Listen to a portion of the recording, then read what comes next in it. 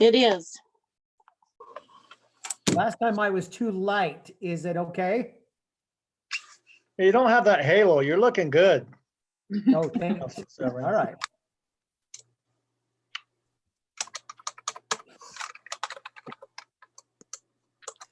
John, are we live with the public now? Yes, and on YouTube as well, so we are good to go. Okay, we have some of our citizens participating with us this evening. Yes, 11 so far. Awesome. Hope we'll have more join us. Let's go ahead and get started this evening. First of all, welcome to all who have joined us this evening. I think we're getting a little bit used to Zoom meetings, so hopefully they will go smoothly. Just as a reminder, for those who have joined us, we would ask that everybody sign in with their first and their last name.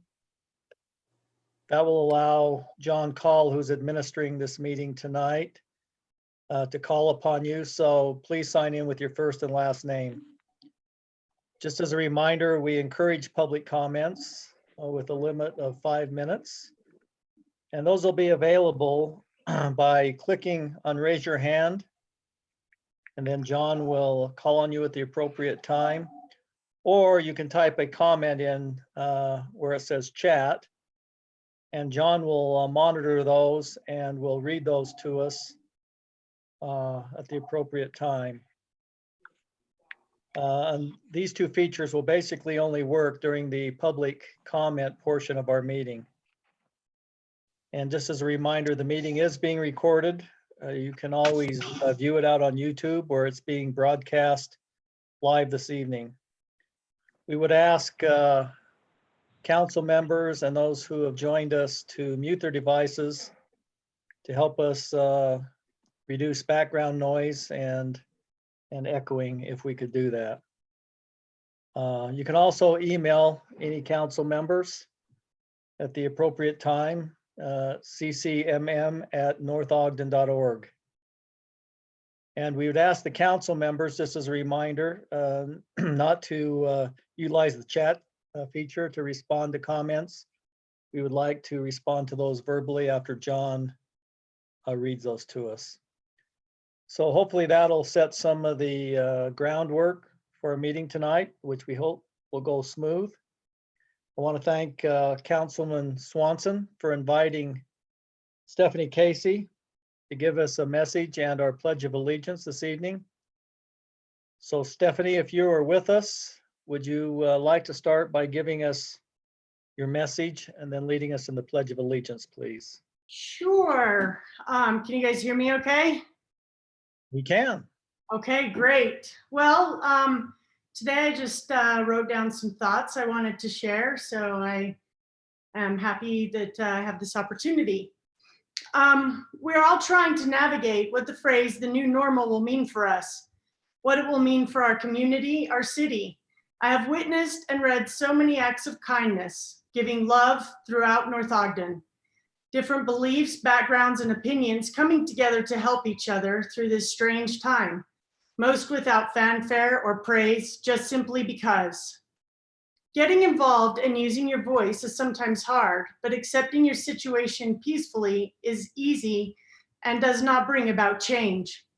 I love North Ogden and I've loved getting involved, meeting new people, learning personal stories about so many. I've learned John Call and I are both sci-fi and strange movie nerds. We actually have a lot in common. Think different and embrace it. Let's make the new normal for our city one of diversity and acceptance, to continue to support and listen to each other and our neighbors, moving forward in strength together. And that's my thought. So that was excellent, Steph. Thank you so much. If everyone will stand and repeat the Pledge of Allegiance. I pledge allegiance to the flag of the United States of America and to the republic for which it stands, one nation, under God, indivisible, with liberty and justice for all. Thank you, Steph. Very well done. Thank you. Appreciate it. And I think that's what we all desire, is respect of each other's opinions with comments on how we can improve things. I've always believed if you have a concern, it's always nice to express that concern, but also to come with some recommendations on how things can be improved. I believe that is the desire of our citizens and our council. So with that, we'll move to our consent agenda, which would be to approve the March 10th, 2020 City Council meeting. This is a spelling test to see those who comb through the minutes and see if they found anything that needs to be corrected. If not, we will go ahead and make the correction of properly. Mayor? Yes, Cheryl. There was, Tooele was spelt wrong. Good catch. It was Thule, right? Yeah, so, and, Annette has corrected that. Yes, she's making that correction. So with that correction to the minutes, we'd be looking for a motion to approve the council minutes of the March 10th, 2020 meeting. Do we have a motion to approve? Mayor, I make a motion, we approve the minutes of the 2020 last meeting. We have a motion by Councilwoman Ekstrom. I second that. We have a second by Councilman Severing. All in favor of approving the minutes, say aye. Aye. Looks like we have none opposed. At this point in time, we would move to public comments. And if you would once again follow the instructions we talked about first by hitting the raise your hand button, our city administrator and city manager and attorney John Call will call on you. So we'll now enter into the public comments aspect of our meeting. John, if you would let us know if you have any comments. I will, and just so you know, Mayor, we do have one person who is just participating on the phone. If they would like to raise their hand, they need to just hit *9 and it will raise their hand and we can call on them. So Perfect, thank you, as of John. right now, we don't have any raised hands. Okay, we'll wait just a minute or two to make sure everybody has figured out that aspect of the Zoom. So Julie Anderson has her hand raised. So she should be able to unmute herself and talk now. Okay, Julie, if you would just state your name and address, please. Julie Anderson, 940 East, 2600 North. I just wanted to get on and just kind of just say thank you for maintaining these meetings so that we as a public can at least participate as best we can and at least hear what's going on and know what's going on. We've got some big things coming up, especially with this budget and the way things are going with the coronavirus and all that kind of stuff. So I would hope as we go through this budget process that we take this is going to sound terrible, as pessimistic a view as possible. I don't want us to have the roses and nice flowers. I'm not referring to the street flowers view of this budget. I would hope that maybe we can be realistic in understanding that, you know, we have our choices, maybe 15, 20, 25%. And I think we really need to look at it at 25%. I think that's the approach for me that I think we should be taking so that we are ready for whatever hits us once this mess goes away. If it ever goes away, it may never go away in our lifetime. And so as you prepare that, I just wanted to kind of give you that feeling from me is that, you know, we need to make sure that we're taking care of all the essentials that we are needing in the city with roads and sewers and all those kind of things before we consider all the other stuff that needs to be done. I don't want to see people lose their jobs. I would much sooner maybe do away with some frivolous things, and that's not a good word. Frivolous, I can't say it. It's not going to happen. But I would sooner that happen than possibly people losing their jobs. And so as you go into these budgets, I hope that you would take that into consideration. But again, thank you. I know this is a difficult time, and so I appreciate everything that you're doing. Thank That's it. you, Julie, for your comments. Do we have any other comments? John?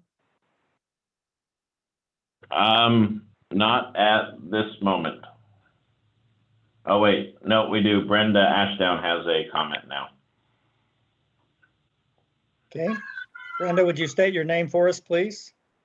Brenda Ashdown, 193 East Pleasant View Drive. I'm sorry, I didn't look far enough ahead to see if you'll have public comments when it comes to the budget part.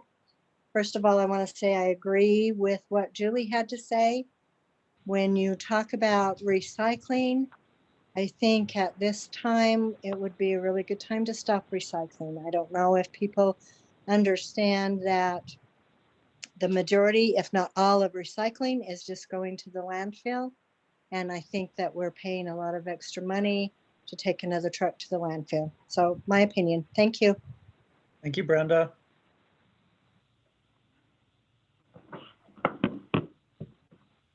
And that's it, Mayor. There's no one else with a hand raised at this moment. Okay. And thank you for your comments. And I think we are in an unprecedented time. The approach we're trying to take to the budget is to have different scenarios so that we're prepared for if it gets better or it gets worse. And then hopefully we can focus in on what's the most probable, but I think it's wise for us to have plan B out there too, because we are in such unprecedented times. So just want to let you know that. Anything else? John, any other comments? No, not at this time. Okay, let's move on to item 3, which is a discussion on the annual sanitary sewer report. Trent Wilkins, our sanitary sewer supervisor, will be the presenter. So with that, let's move to item number 3.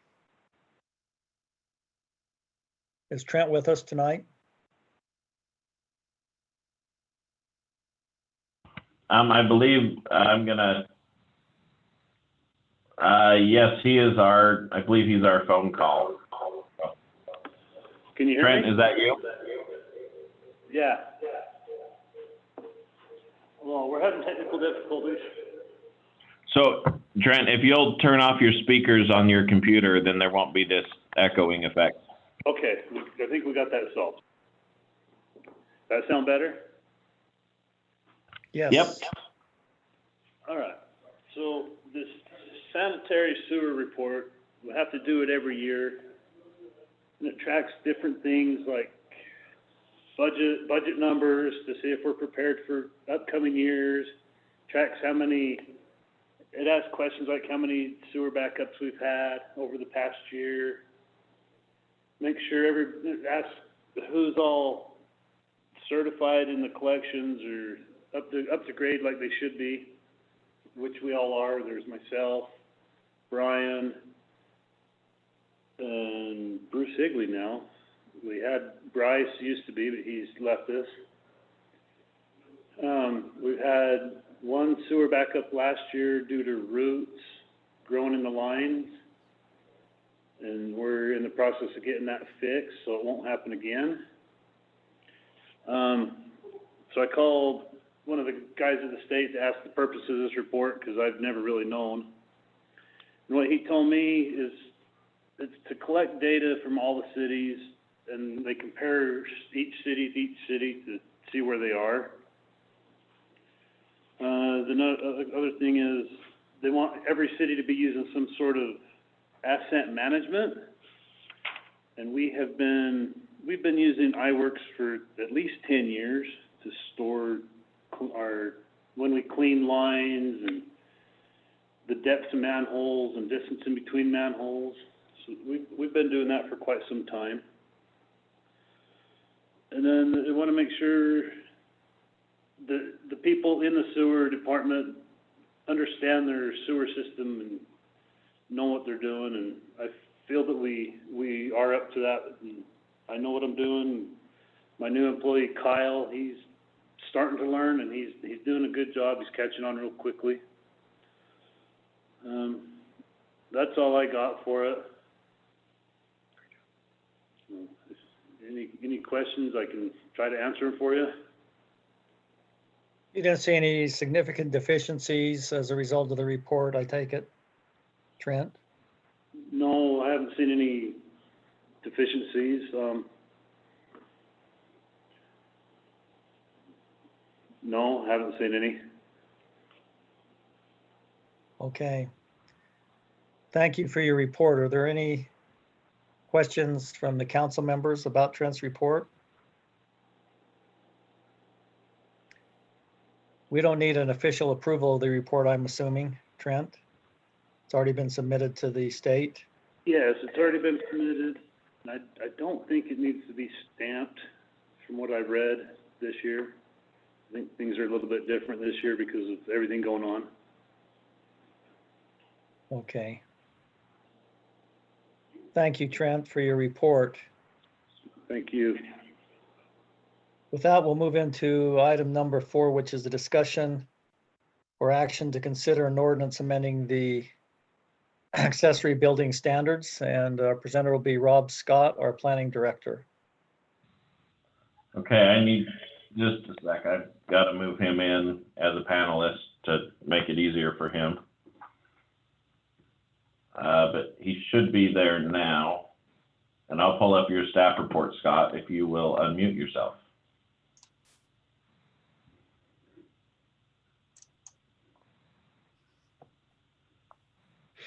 All right.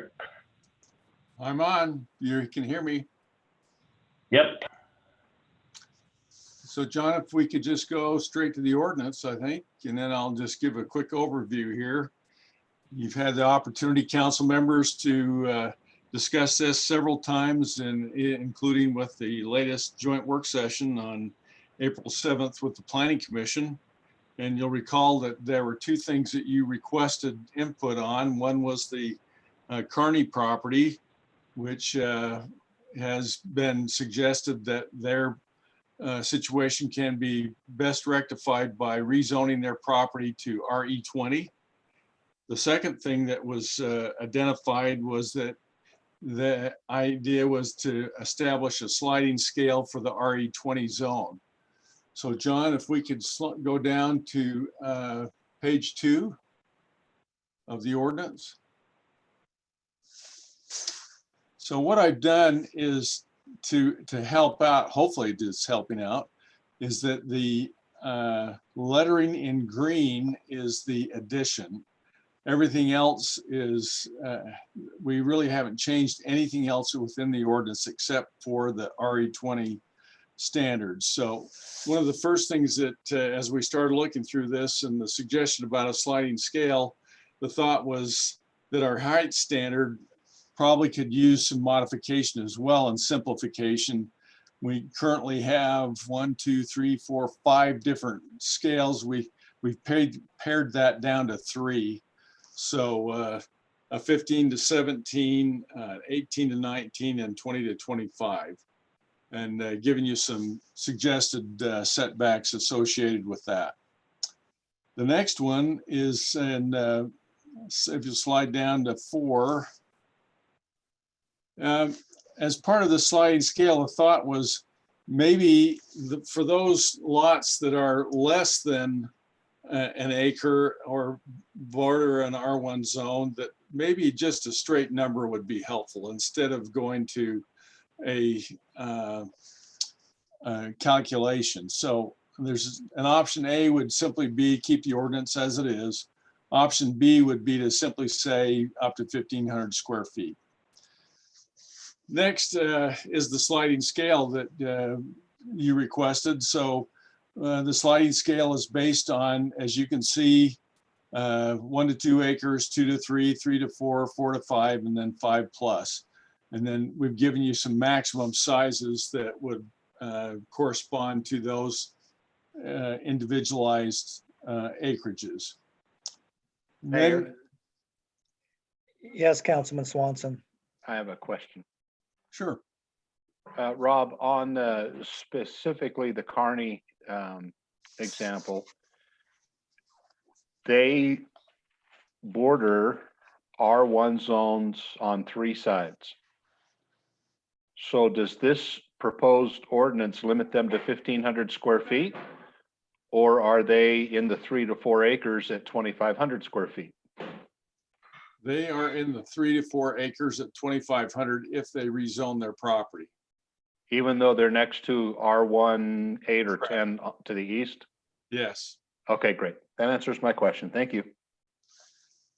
So John, if you'll just slide down just a little bit further.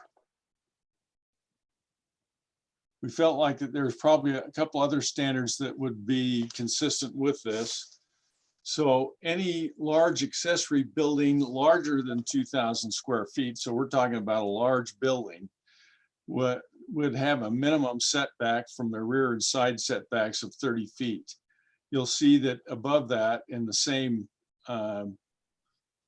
block, it says large accessory building to be 60 feet away from any neighboring property. So the thought there is a good thought, but when you start dealing with these larger properties, then we thought that a guaranteed setback would be appropriate.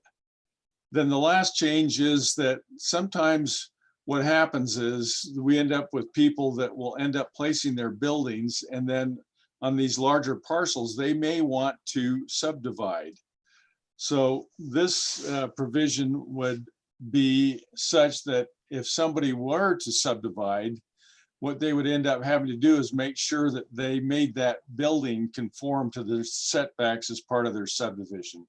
If they don't do that, then they're going to have to either modify the building, move it, or something of that nature. So those are the changes, and I'd be happy to entertain any questions you have. Any comments from the council?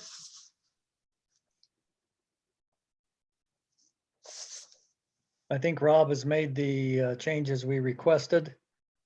I think previously we kind of lightened up on the materials part, still made it reasonable, but gave some leeway there too, I think previously, Rob. Yes, indeed. Any discussion from the council? If not, we'll have public comments regarding the proposed ordinance. John, you'll let us know if there's any comments. Yeah, we do have, Julie has raised her hand. So she can unmute herself and speak now. Okay, Julie, if you'd give us your name and address again. Julie Anderson, 940 East, 2600 North. I don't know why we're messing with this, to be quite honest with you. I think we intrude on people's properties enough with what we require. I just feel like I understand the need for some of the stuff, but I think we're maybe stepping over the boundaries a little bit in requiring what they can and can't put on their properties, what kind of money they have to spend in order to comply with that. Just for me, I just don't see why we're even messing with this. I think most people are respectful of what needs to be built. And if everybody who has already built something that people don't like, but it's in compliance, we hear it all the time, they were in compliance. So we just seem to be going deeper and deeper into touching more onto people's properties and their rights that they have. That's it. Thanks, Mayor. Hey, Julie, I have a question for you. I've Yes. taken the opportunity to drive through the city. And I wish what you said was true, that everybody was respectful of their neighbor. But there's some real interesting buildings out there that impose upon the neighbor's property, so to speak, and their value. I wish we didn't have to have ordinances to do that, but if you drive through the city, you can see we've got some real interesting buildings because of lack of ordinance. But once again, I think we all agree that, there are certain property rights. It's just how we balance that with the surrounding neighbors also. Yeah, I have to agree, Mayor. I mean, I do understand some people, but if those people were in compliance with city code when they built it, why do we have to change it? That's just what goes through my mind, Mayor. So, And we appreciate your comments and your willingness to express them. So thank you. thank you, Mayor.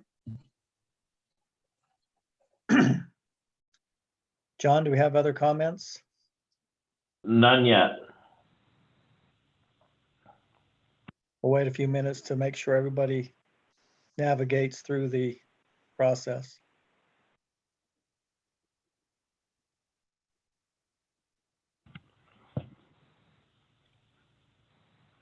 Still not seeing any. Okay, we will then move on to discussion from the council. Any comments there before we look for a motion regarding the ordinance? Councilwoman Ekstrom? Yeah, I have to agree with Julie. It's like, oh, it would be nice if the only ordinance we had to pass was thou shalt not cause a problem for thy neighbor. But it doesn't,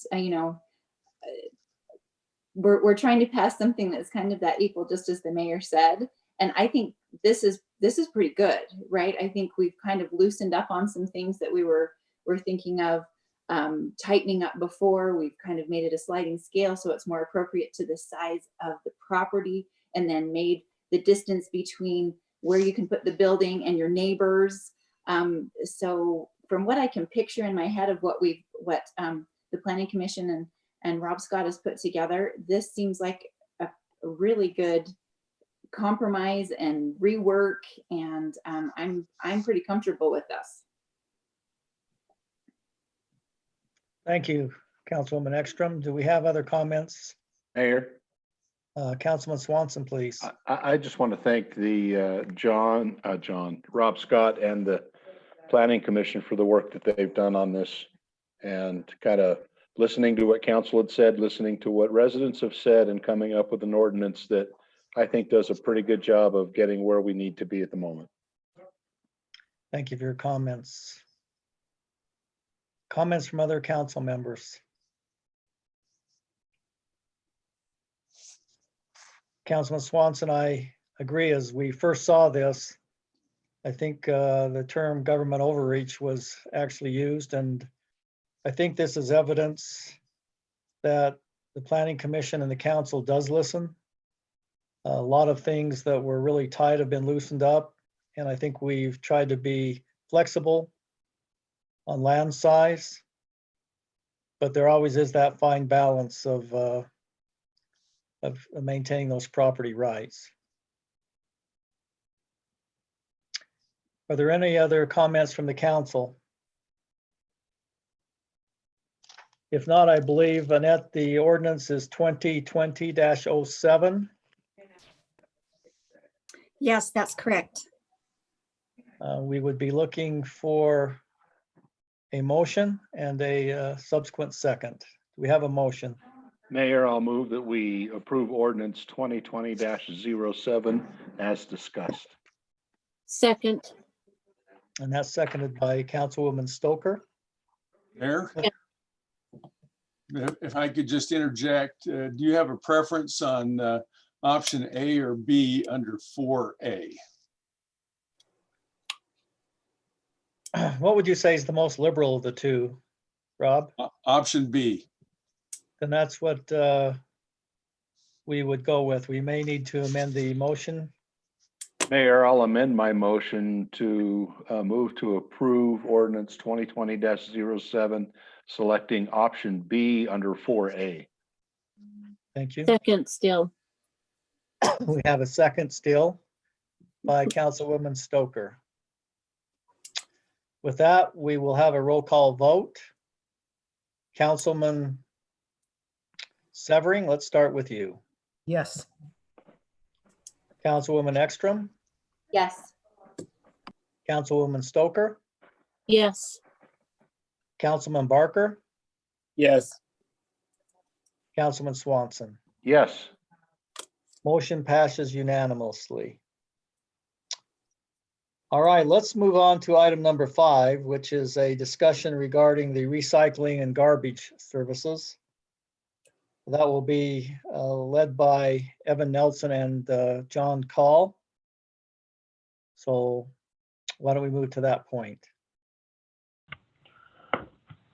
So, council, this is bringing back an item that was discussed earlier this year, which is it's twofold. One is what's the plan in the new budget year, but also what's the plan in the current budget year. As you remember in our last discussion, the recyclers were charging us about $82 per ton of material, or to drop off recycling waste at their site.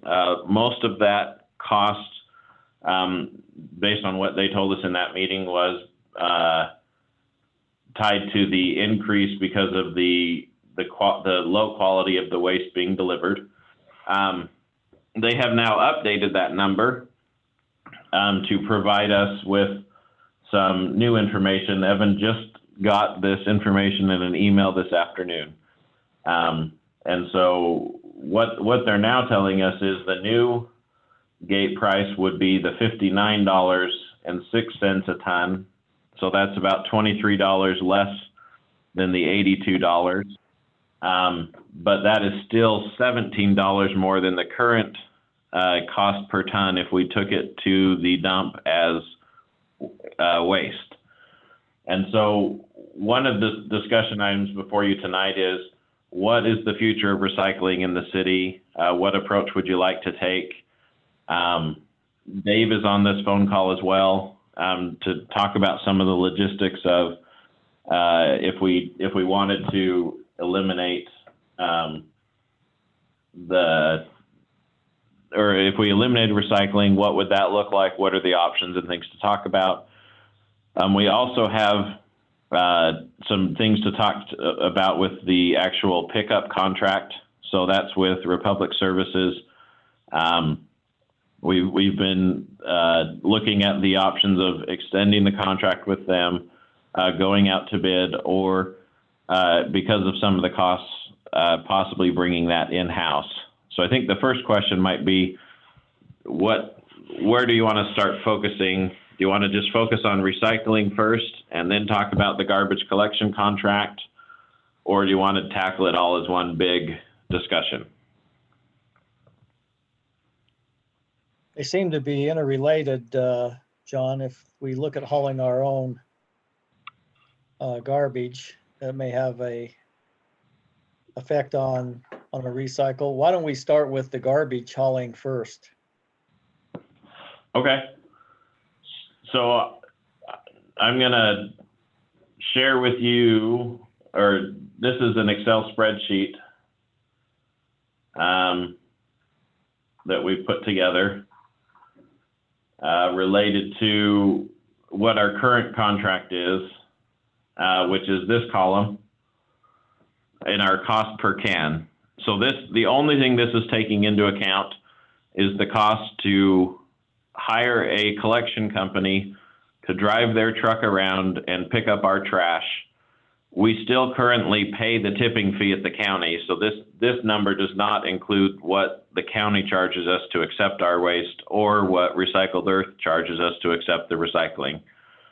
But what we're currently paying is $3.59 for the first can, $1.29 for an extra can, and $2.34 for the recycling.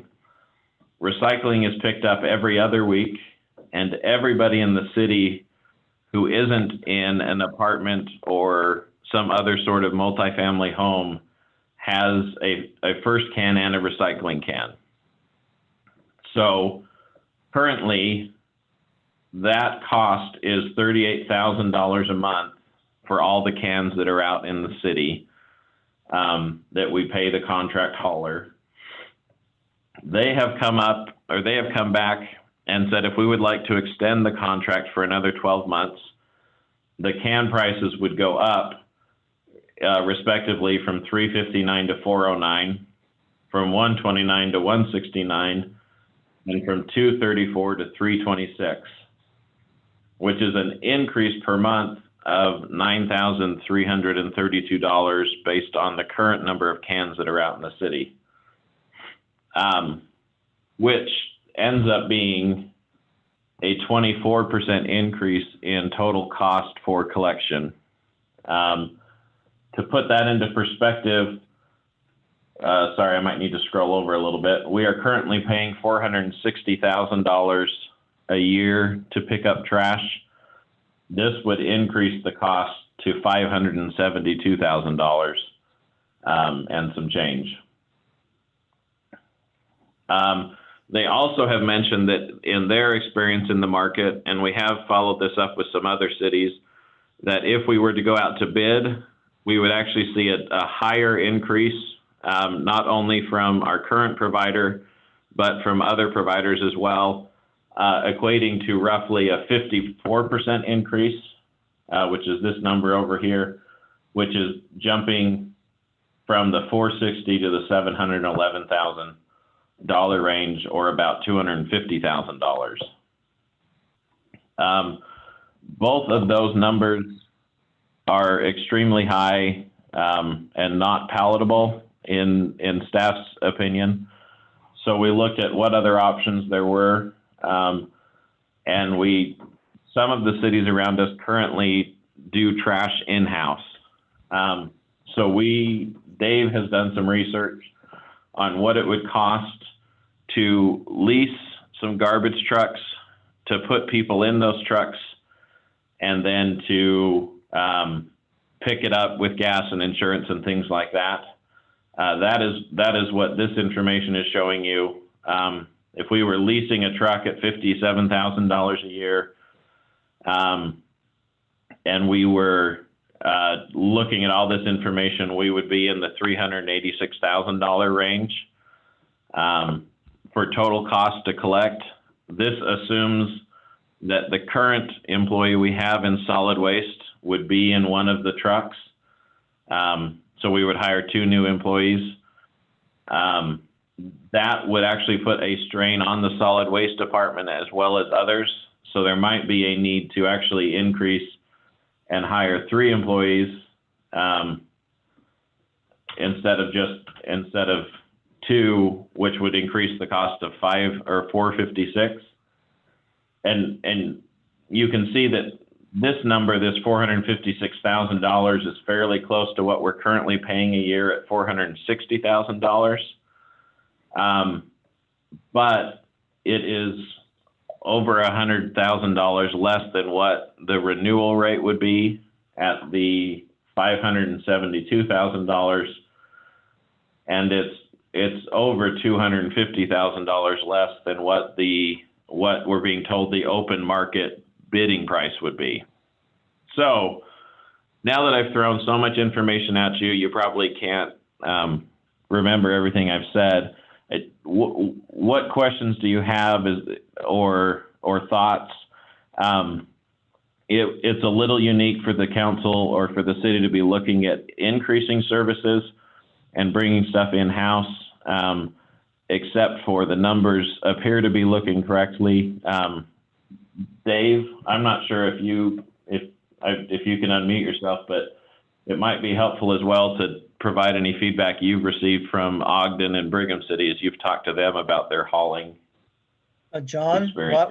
while Dave is unmuting, I think it'd be worth mentioning a couple things. First, those personnel costs are all in with benefits.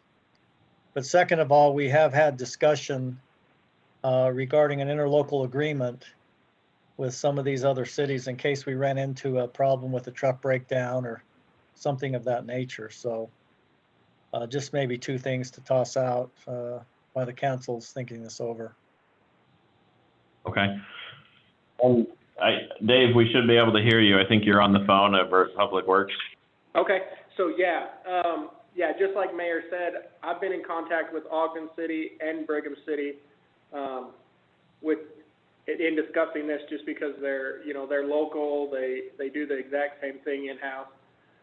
And John said answered a lot of those questions. The mayor made a good point that the personnel cost, that $70,000, is based on if they come and they take our full benefits as, you know, for a family and those kind of things. So some of those costs could even change. And in discussing with Ogden City, we feel like we've got a real good handle on what, you know, what maintenance we need to do, gas costs are gonna be, and they've been really great to work with. You know, Ogden, we've talked about actually doing ride-alongs for the next few months to get any questions that our guys might have, or Brian here might have answered, and that they would be able to, like Mayor said, that, you know, if we have any kind of problem, they actually have one truck that's always available, that would be something that we could set up an interlocal agreement to where they would be able to help us out if we ever had any kind of issue. But yeah, we're pretty confident if this is the direction that the council wants to go, that it's something that we can definitely tackle. And one other thought, because our current contract expires on July 1st, and so this would be something the city would, in theory, have to get up and running in the next 2 months.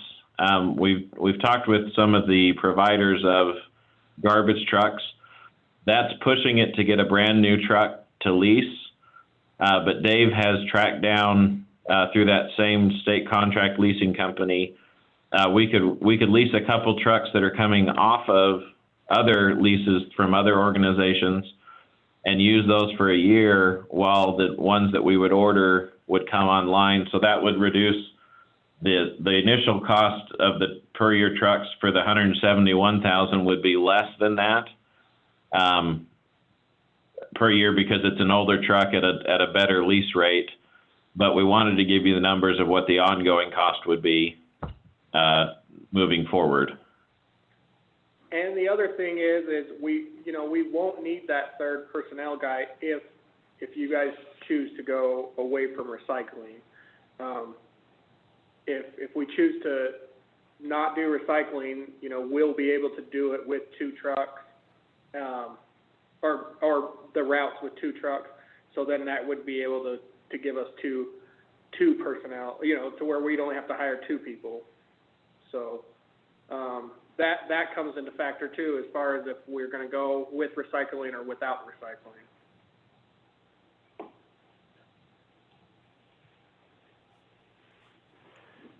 Mayor? Yes, Councilman Swanson. Dave, I understand that the trucks from the EPA standpoint, excuse me, have to be stored under some kind of cover. Is that correct? Yes, sir. So that was something that we had talked about, you know, asking if we can use some of this savings maybe the first year to build something. I think we can really store them at the old shop in the shortcoming, you know, in this next year. You know, we have those covered bays at the old shop that we would be able to move some things around and be able to store them there. But maybe going forward, we might have to look into building. Ogden City, obviously, you don't want to stick a garbage truck inside of a building because of the smells and all that. But what they have is like these big covered awnings that they can park their vehicles under, so that you aren't putting that rainwater back into the storm drain system. Thanks, Dave. Yes, sir. Comments from other council members? Charlotte, do you have a comment? I do. So we've got kind of this all-in weighted cost here. I'm looking at Republic Services, and it says Republic Services estimated market pricing. So are we just taking their numbers of what's out in the market, just kind of like accepting them? When we were looking at, you know, our business and looking at which trash company to utilize, they were one of the highest, like, that we found, considerably, Republic Mortgage was. So I'm just kind of wondering if we have explored other companies and what their pricing might actually be, if we've actually, you know, got their, and not just Republic Services word for it, but this is what's at the market. We ended up going with Econo Waste, which was considerably less expensive. So I'm liking the look of doing it in-house. Dave, is that something that you're like, okay, yeah, I think that's great. Would we like to do it? I mean, because the numbers definitely support it. And especially, you know, if we go over to recycling and those are reduced also, and we only need 2 people, I don't want to burn out the 3rd guy if we're, you know, if we really need to hire 3, or if we just 2, so that our current employee isn't overstretched. But I'm kind of thinking about this, but let's separate that from the recycling, because the numbers will look different if we decide to go with recycling still. So again, my suggestion is just to maybe not take Republic Services word for it of what the market prices are. So Charlotte, on your So- first, oh, sorry, John, go ahead.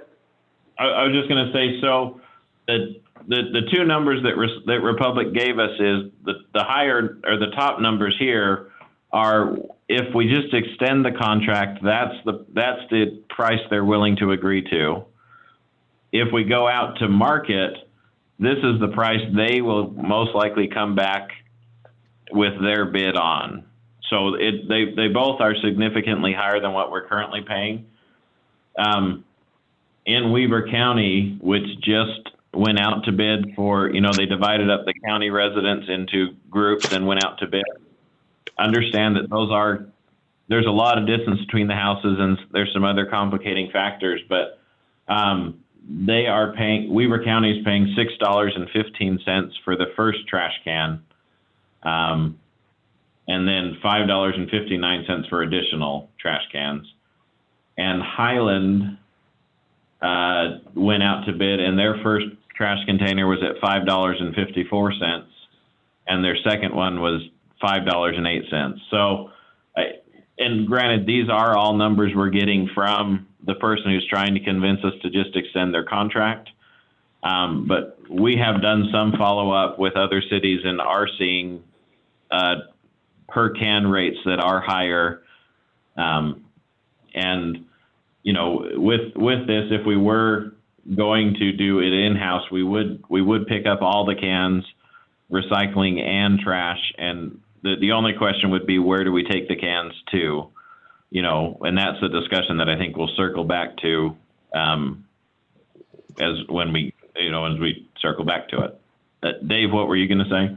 I was just gonna say almost the exact same thing, is that, you know, we have called other cities and that we're going out to bid, and we've heard that the increases were actually higher than what Republic said to renew with them. So, you know, we have done, or, you know, called other people that had gone out to bid and found that, you know, it is closer to the second numbers, not that first set of numbers that the extension was going to give us. So, John, this is Mayor. This is just my feeling. I think we have an obligation to find out what the market is. Truly find out what that is through the bidding process, but at the same time, I think we need to be moving along, have a short RFP window, but moving along, if the bids don't come in acceptable, that we're prepared to move forward. You know, I've never been one to like the city to compete with private enterprise, but I think in this case, with such dramatic increases, that we have an obligation, a fiduciary obligation to our citizens to do the right thing. But, you know, I think the bid process is something that would tell us what the market really is. Mayor, Councilwoman Stoker? I know people like to recycle, and I have been one of those too, but on garbage days, when I run through the different parts of the city, and when recycle cans are over full, I can see what people, you know, just off the top, what's recycling just by looking, and some of them still, I mean, what they recycle is not recyclable. And so then that whole load has to be thrown away. It goes to the dumps anyway. And I don't know how profitable it is anymore for us to recycle right at this point. So I think we seriously need to look at that, and I am not opposed to at this point, doing away with it because it just doesn't seem cost efficient. And I think a lot of our residents are confused on what we can recycle and what we can't. Sometimes they say, yeah, you can do this. And the next time they say, no, that's not acceptable. Well, and I think you've got a good point, Cheryl. The fact is I believe probably, and it's contrary to what the recycling people said, but when we looked at that load, I'd say that probably less than 25% of what's going in that can is actually recycled. I think if our citizens knew that, they'd have a whole different feeling. It's interesting when you look at that recycling can every other week, that's the equivalent of what, $6.52, because they're only doing that every other week. And so I think there's a connection there. And if you took the recycling out, John, what would that take Republic's bid down to? So you're talking, so if we just straight line decreased it. We went first can and second can. So if we just eliminated recycling, it would drop it down to this 280 number. They have told me, because I've asked them this question, that would trigger an automatic requirement to go and renegotiate the whole contract, because they're including some of that money in recouping overhead costs for their contract. So, you know, they haven't given me an actual number on how that would affect their contract, because they're tied. All three of those prices are tied together, and they are it's a per month per can cost. It's not a per dump cost. Right. So we pay $4 for the whole month, not $4 each time they pick up that first trash can. And Mayor, the other part about that is the way that we send our garbage or the reports to Republic is by sending it off of Cassell on who's got first cans and who's got second cans. So they would charge our residents for that, you know, because now if we're going to go away from recycling, there's going to be a lot of second cans. And so they're going to charge us even though that second can might not be out. You know, if somebody says, well, I want the second can because, you know, we're kind of close to, you know, needing 1 can or 2 cans, they're going, you know, we're going to get charged from Republic for even if they pick up that second can or not. And so that's where we run into where they're going to, you know, those numbers will increase of how many second cans we're going to get charged for. And so that's why they'll take it back to contract, because they're going to want to get that rate for the second can. All right, thank you, Dave.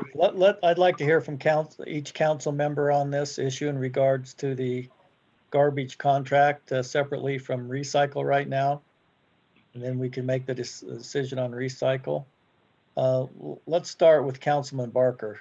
Councilman Barker, what are your thoughts on bidding the contract out, going in-house?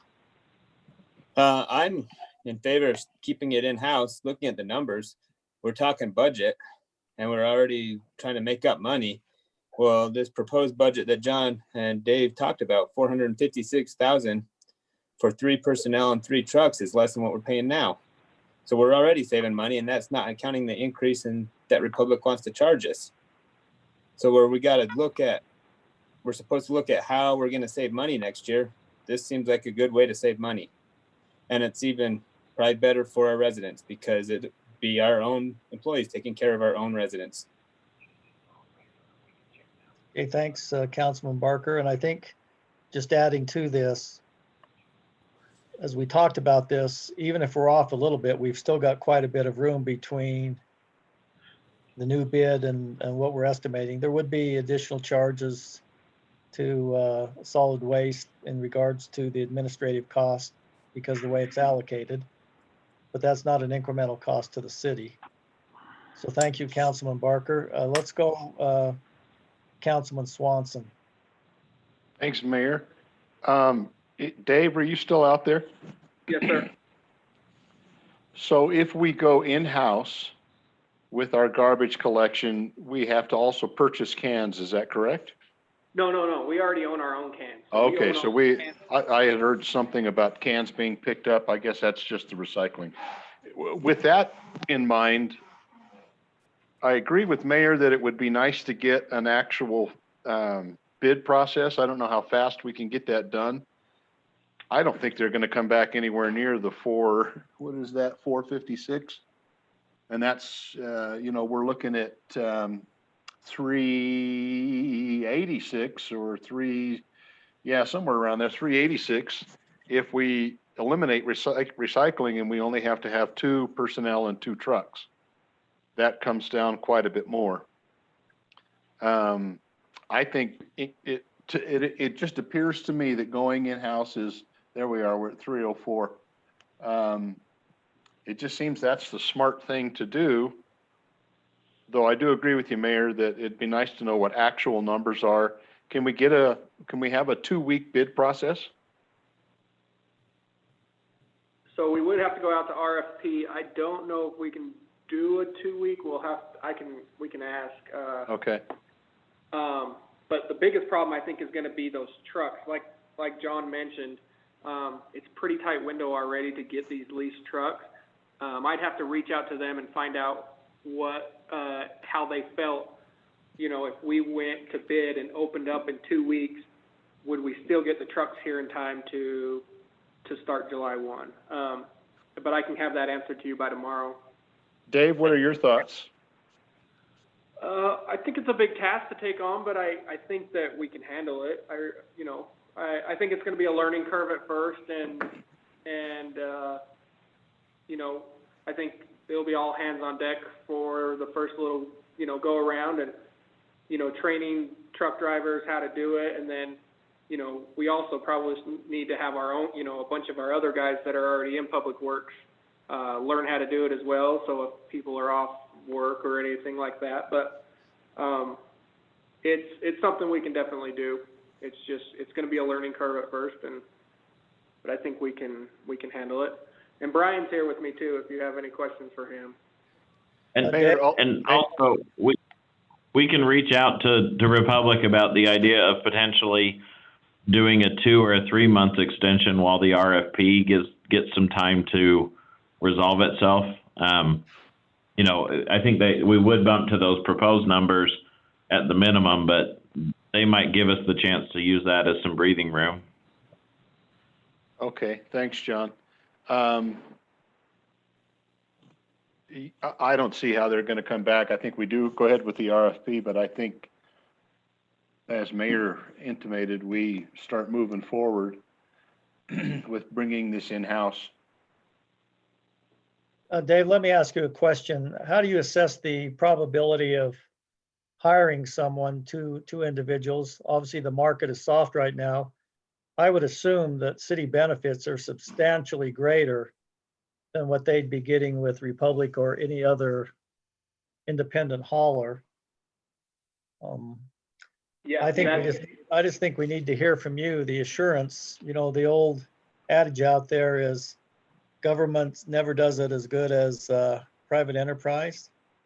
I'm not sure that's true, but I think that's how a lot of our citizens are going to look at things. Yeah. And so we'd be relying on you for some pretty heavy assurance that we wouldn't see a degradation of our current services. And we're going to work our tail off to so that they don't notice that change at all. But this is something we have never done. So, Brian's already took the task of, going and talking to Ogden City, doing a lot of ride-alongs, getting all the questions answered. And he's going to take Tyrell with him to find out how they do their maintenance schedules, because the trucks are always on the road. And that was the other thing we talked about, is maybe doing 3 trucks, even though you might only need 2, so that you have that rotation of when you have to do maintenance, that you can keep the other trucks on the road while you're doing maintenance. So there are those questions that, this is moving pretty quickly, and, July 1 is coming quick, but I think we'll have all those things answered. And, any service that we provide, we want to be the best at it, and how we provide that to the citizens. So I think you've proven that in your department, Dave. the 3 trucks versus 2 to have one off the road, could we save some money by entering into an interlocal agreement with Ogden City that we could rent their trucks every so often for maintenance? It seems like that would be cheaper than $57,000 a year for an extra truck if we go away from recycling. And that's something I definitely can get in contact. I mean, they had kind of reached out, and said that that's something that was already possible. So yeah, I don't think that'd be a problem. Correct me if I'm wrong also, Ogden City says they've never looked back. No, yeah, exactly, Mayor. It seems like that when they went to that, they've never re-looked at going back out to bid. It seems like they are very happy with it. And to be honest with you, I mean, I live in Ogden and I'm happy with our garbage service. They do a great job. So I think we can do it in-house and still do a great job. Now, Councilman Swanson asked if we go in-house, if we could put his picture on the truck. Would that be okay with you, Dave? Yeah, absolutely. All right. How many bullet holes do you want in the side of that truck? Yeah, just kidding. Mayor, I thought we were gonna put yours right in the front. It wouldn't move, it wouldn't go anywhere if you did that. Councilman Severing, let's hear from you, please. I'm really grateful that Dave is supportive of the program. I would like to see the RFP done for us, but the numbers seem to tell me that we need to look pretty seriously at just doing our in-house if the numbers come back from the RFP and they're higher, which seems like they're going to be. I like the idea of just taking care of this in-house. I'm gonna, every time I throw a aluminum can or something into my recycling, cardboard or something, it makes me feel good. So there's a part of me, even though I'm not ready to go chain myself to a tree anytime soon, there's a part of me that still really likes the recycling. And I wonder if we were to do, some real strong efforts at educating the citizens, if that would work at all, so that we could keep the recycling. But anyhow, that's just my feelings. But I'm very much in favor, if the RFP doesn't come back favorable, that we move ahead with just a in-house taking care of it. Okay. Thank you, Councilman Severing. Councilwoman Ekstrom, did you have anything you wanted to add additionally? Yeah. So I had a couple of questions. First of all, thank you, Brian and Tyrell, for going out and doing ride-alongs and investigating that. That's awesome. I have been really, really impressed with our Public Works Department and the quality of service that they give us. They go above and beyond and really, they put their hearts into it, and I really appreciate that. Do we have any confusion on like the current cans that we have? So, every resident has at least one recycle and one garbage. Are we going to need to re-educate our citizens if we do the in-house, which again, I'm in favor of. I really like going in-house. So we've got these 2 cans. I have 2 cans sitting in my garage. Am I gonna wheel just one out every time and the blue one just stays there? What do we do with those? That's just kind of a question procedurally. How is that going to look? Or do we turn them both into garbage and everybody now just has 2 garbage cans? Somebody having I think that depends on if we decide to go away from recycling. And recycling doesn't have to be in its current form either. Right. I would bet you if people really knew what was recycling and we gave the proper education, recycling once a month would probably be adequate. Because to Cheryl Stoker's point, if 75% of that stuff in there is not really recyclable, we wouldn't be filling those cans up every 2 weeks either. Absolutely. I think a lot of garbage is just going over in there. And then I was thinking about with recycling, there's still things that are recycled pretty nicely, I think locally, especially like aluminum cans and things like that. do we have some kind of central collection places there where we could say, okay, you can go down to, you know, this park and we're going to, you know, collect recycling there, and then it goes down, and we just have certain things. So there's like a lot of options that we can do that people can still recycle, but it's just going to look different than throwing it in the dumpster that we all have. So, you know, that might be something that we could explore. I don't know all of the options there. But as far as the garbage process goes, I'm really liking the in-house option. And especially if our public works department is in support of it. And, you know, I have faith in their ability to make it so it's this kind of a seamless transition to our residents.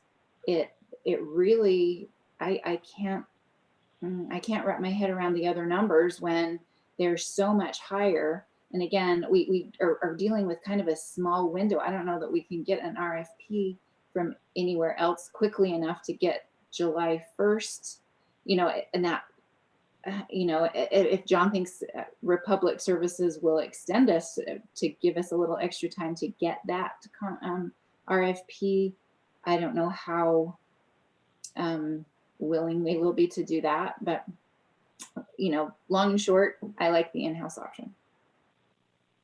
Okay, thank you, Councilwoman Ekstrom. Councilwoman Stoker, did you have anything to add? Just that I definitely am in agreement with in-house. I don't know that the RFP can be done fast enough or soon enough to make that big of a difference. And if I don't know, I just think in-house would be better, especially like Ryan said, we're trying to cut budget and save money, and this seems like a good place to start. And I really don't know that recycle does us any good anymore, unfortunately. Let's focus on the garbage then. We've had a discussion there. Do we have a motion on what to do with the garbage, and then we'll move on to recycle? Mayor, can I say one more thing? Sure, Councilman Barker. You're always welcome to say one more thing. Just real quick about going out to RFP. This is what I've learned in the fire service. If competing companies know you're going to bid and there's a chance you're not going to pick them, they will not submit a bid. So if they catch wind that we're going to be that there's a chance we're doing it in-house, a lot of companies may not spend the time or effort to put together a bid and give you real numbers. Well, unless they want the business knowing that that's an alternative, right? Right. Well, and I would say, just my opinion, if it were close to what we could do it in-house, we would probably stay with a third party. Right. But we don't know that. But anyway. Dave or John, yeah. I was gonna say Dave might be able to answer that better about public safety or public service, but fire department wise, we've had fire engine companies not even bid because they knew we're probably thinking of a different company. Yeah, I think the other thing too is we need to assume that we're taking on some risk doing this. It only takes to run over one citizen to take that cost pretty high. I don't know what our deductible is on our liability, but there's always risk associated with this. But in our discussions, we think there's enough room between Republic's low proposal and what we think we could do it in-house, that if we forgot a few things, we're still good there. So anyone else have any other comments? If not, I'd be looking for a motion from the council on what they'd like to do with our solid waste garbage this coming year in the budget. Mayor, I'll make a motion. Councilman Barker? I'll make a motion that we move toward doing trash collection in-house. Second that. Okay, so we have a motion and a second to forego, I'm assuming, any RFP process and just concentrate on moving it in-house. Would that be a correct assumption for the motion and the second? Yes. Yeah, if Dave or John thinks they can get an RFP done in 2 weeks, or if there's enough time, go ahead and try, but I'd just say move it in-house. Okay, the motion is to move it in-house by Councilman Barker, seconded by Councilman Swanson. Do we have any further discussion? If not, I'd like to take a roll call vote on this. Councilman Severing, Let me just say something really, really quick, because I tried to mute it and it didn't work. Okay. Do we really feel like, I mean, when I look at what Republic is trying to say here, it almost seems like they're trying to say, look, if you're going to put this out to bid, just remember, if you have to come back, we're going to charge you a lot more. Would that be a correct assessment? yes, but we always have the option if we don't get a competitive bid against what we can do it in-house. That would be our option. In essence, we're just bidding, we're one of the bidders. It's similar to what we talked about with concessions at the pool. We would take RFP, but if we wanted to bid on that, operate it ourselves, we could do that. So how I view it is if we went out to RFP, which is not the motion on the table right now, that ours would be one of those bids. And So- someone would have to be very close or beat that bid for us not to go in-house. Because I mean, it is, I mean, as supportive of Dave, as supportive as Dave is of this idea, it is adding a lot more responsibility and another program from the Public Works Department, even though I know that they can handle it. But if we were to get it somewhat closer to our cost, which maybe we're just not going to be able to get that low. I mean, so there's a part of me that wants to just see what would happen with an RFP, but it just doesn't seem like it's going to get us into that affordable rate, especially when we're trying to be budget conscious this year. So I'm a little bit one way or another. I mean, I'd like to see the RFP just to see the numbers, but I just don't think that they're going to be able to get it to us any lower than what we can do it in-house. Okay, well, we do have a motion on the table unless someone wants to amend that. That motion would be to forego an RFP and bring the service in-house. Did anybody want to amend their motion before we take a vote? We have no movement to amend the motion. So the motion on the floor right now is to bring the collection of garbage in-house and forego an RFP. Is that correct, Councilman Barker? Yes. Can I get your opinion of the matter? Sure, I think I've expressed it, but I'll express it again. I believe that, you know, the process we should go through is an RFP. We're under definitely very tight constraints. I believe that if private enterprise can compete against the public, that should be where we go. But we won't know that without an RFP. I understand the time constraints we're in. Personally, I would like to see if there is a possibility to go through an RFP, that we do that if we can parallel be moving towards this, because I think being transparent, anybody that would bid on this contract, because this is a public record, would know the price to which they have to get to be competitive. If they can't, we've got the alternative of moving it inside. So that's my opinion. So can I amend my motion? Well, depends on if you like what I said or not, I guess. Well, so I was just thinking, we're meeting next week. Can we have staff see if it's feasible to put an RFP together in the next 2 weeks? Or if it's feasible to extend a contract with Republic for a couple months if we need to, before we decide if we're going in-house? Is So 1 could week I gonna hurt just- us? Could I just try to summarize maybe what you said? I'll In that pull my, regard, is that we would be moving towards being prepared to move this in-house. In the meantime, we would be seeking the opportunity to see if we can get an RFP by a certain date. And if staff comes back and says that's not possible, we'll just move gung ho with moving it in-house. Is that a summary?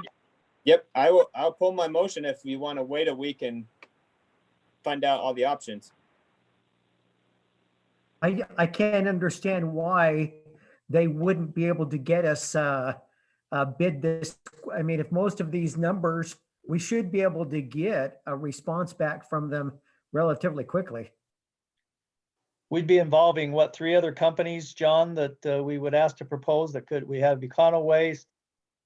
We have, which other ones do we have? It slipped my mind. Waste management. Waste Management. Econo Waste and Republic would be the 3. And there's a few others that might be in the area as well that, I mean, we would have to advertise it like we do any, but we would go to anyone that we know of that works in the area and make sure they got an actual emailed copy, just to make sure we caught them all. So how quick can we do that, John? Sorry, I started talking before I muted. We could I have already looked and found an RFP from another city that we could modify to meet our own. So we could, in theory, have that out before the end of the week, and then have a chance for those to start responding, and hopefully have a decision. I think 3 weeks might be the minimum, but I don't know. I haven't been we haven't been involved in one since we did this back in 2013, and I think I came in on the tail end of that. Well, I So would John, think we haven't bid this out for 7 years. we probably should. It has been 6 years. This would be the 7th year. So I guess we bid it out in 2014. It's probably a good thing then that we're looking at this because, 6, 7 years, we ought to probably be looking at it more frequently than we have. But Mayor, are you looking for a new motion? Well, I just want to ask Dave a question first. Would 3 weeks make it impossible for us to do it in-house, Dave, in your opinion? No, I think the only thing that would be the hiccup is that the trucks that we were gonna get, there was gonna be one new one that we were competing for that they needed to know within a week. And then the other ones were gonna be on that, they were already 5-year leased trucks. So we might have to do all 3 trucks or 2 trucks, depending on how we do it, if we go away from recycling, with those 5-year-old trucks and just do a 1-year lease that first time, which, I mean, I think is okay. He mentioned last week, that there was over 20 of those trucks that we could pick from. So, I mean, we'd still be able to pick a good truck for a 1-year lease, option. So no, to answer your question, I think we'd still be all right. Okay, Mayor, with that being, yes, Councilman Swanson. just to add to the conversation here, while I agree that an RFP would be nice to have, I think we have a pretty good idea from the information we've been given from Highland and what was the other city? Ogden. Ogden. Weber County. I think that gives us a pretty good indication of where the prices are. And with Ogden's comment that, they've never looked back, while I understand the need for or a desire for an RFP, for me, I don't think we need it in this case. It's, for me, there's enough evidence that the pricing is going to be, just to maintain the contract and renew it another year with Republic Services, we're looking at a substantial increase. And, excuse me, believe it or not, I'm having trouble finding words. Cheryl, no comment. I was about to. I don't think Republic is blowing smoke up our skirts when they say that, the new bid rate is $359 and $129 for the second can. $475 and 3. Hearing what Weber County got and what with their economies of scale, and then also what Highland received, I just can't imagine that anybody's coming anywhere near what we're going to be able to do it in-house. And I think we're spinning our wheels, wasting our time to go ahead and do an RFP. That's my opinion. Let me just Mayor? relay a short story here. We had been provided dairy products by a certain entity here in the state for some 20 years. And they came in one time and said, we're going to raise the price of your milk. To which I responded, I don't think that's a good idea. To which they responded, you don't have any options. Which at the time, nobody had identified any, but as soon as they left the room, when you're forced to come up with some options, we came up with an option. And we ended up saving a substantial amount of money, double-digit millions for our members because there was an alternative. But when people don't think you have an alternative, the price is up. But once again, just my feeling. And at this point in time, we have a motion on the floor, unless you want to amend yours, Councilman Barker. I'm gonna leave it. Okay, we have a motion on the floor and a second to bring the collection of solid waste into the city. Let's have like I say, a motion and a second. So let's go with a roll call vote. Councilman Stoker, Yes. Councilwoman Stoker, Councilwoman Ekstrom, Yes. Councilman Swanson, Yes. Councilman Barker, Yes. Councilman Severing. I'm going to be the sole no, because I like to, my thoughts just were simply competition in the workforce. But it's okay. All right, motion passes, 4 in favor, 1 objection. So John and Dave, if you would proceed along. And just so you know, Councilwoman Ekstrom, we deleted seamless from our vocabulary at our business because we found out nothing is seamless. But I have a lot of confidence in our public works department. They're professionals, they're committed, and so we'll look forward to a successful endeavor. Thank Mayor, you. how good are you at right-hand drive? Say what, Councilman Swanson? How good are you at right-hand drive? Well, couldn't be worse than I am at left-hand drive, so you know, we may have to take turns going out on the truck, but I'm sure we can figure it out. So let's now talk about recycling, knowing that we've made the decision to bring this in-house. Any So, thoughts, council members? Additional thoughts? Mayor, I have a thought. Surprise. Hold on, we're gonna write that down. Put it in your journal. It would be a surprise if you didn't have a thought. Oh, wow. Okay, you two. Okay, share the love. Wow. All right. Sweet. All right, Right Joe. to the heart. Okay, Councilman Swanson, share your thought with us. I am like Blake. I feel good every time that I appropriately recycle something. I have no confidence in recycled Earth's ability to either predict the market or to, at this point, have a business plan that is sustainable. They've gone from $34 a ton to $84 a ton. Now we're down at $59 a ton. And that's all within about a 4-month period. And they are the only recycle handler that I'm aware of in this area.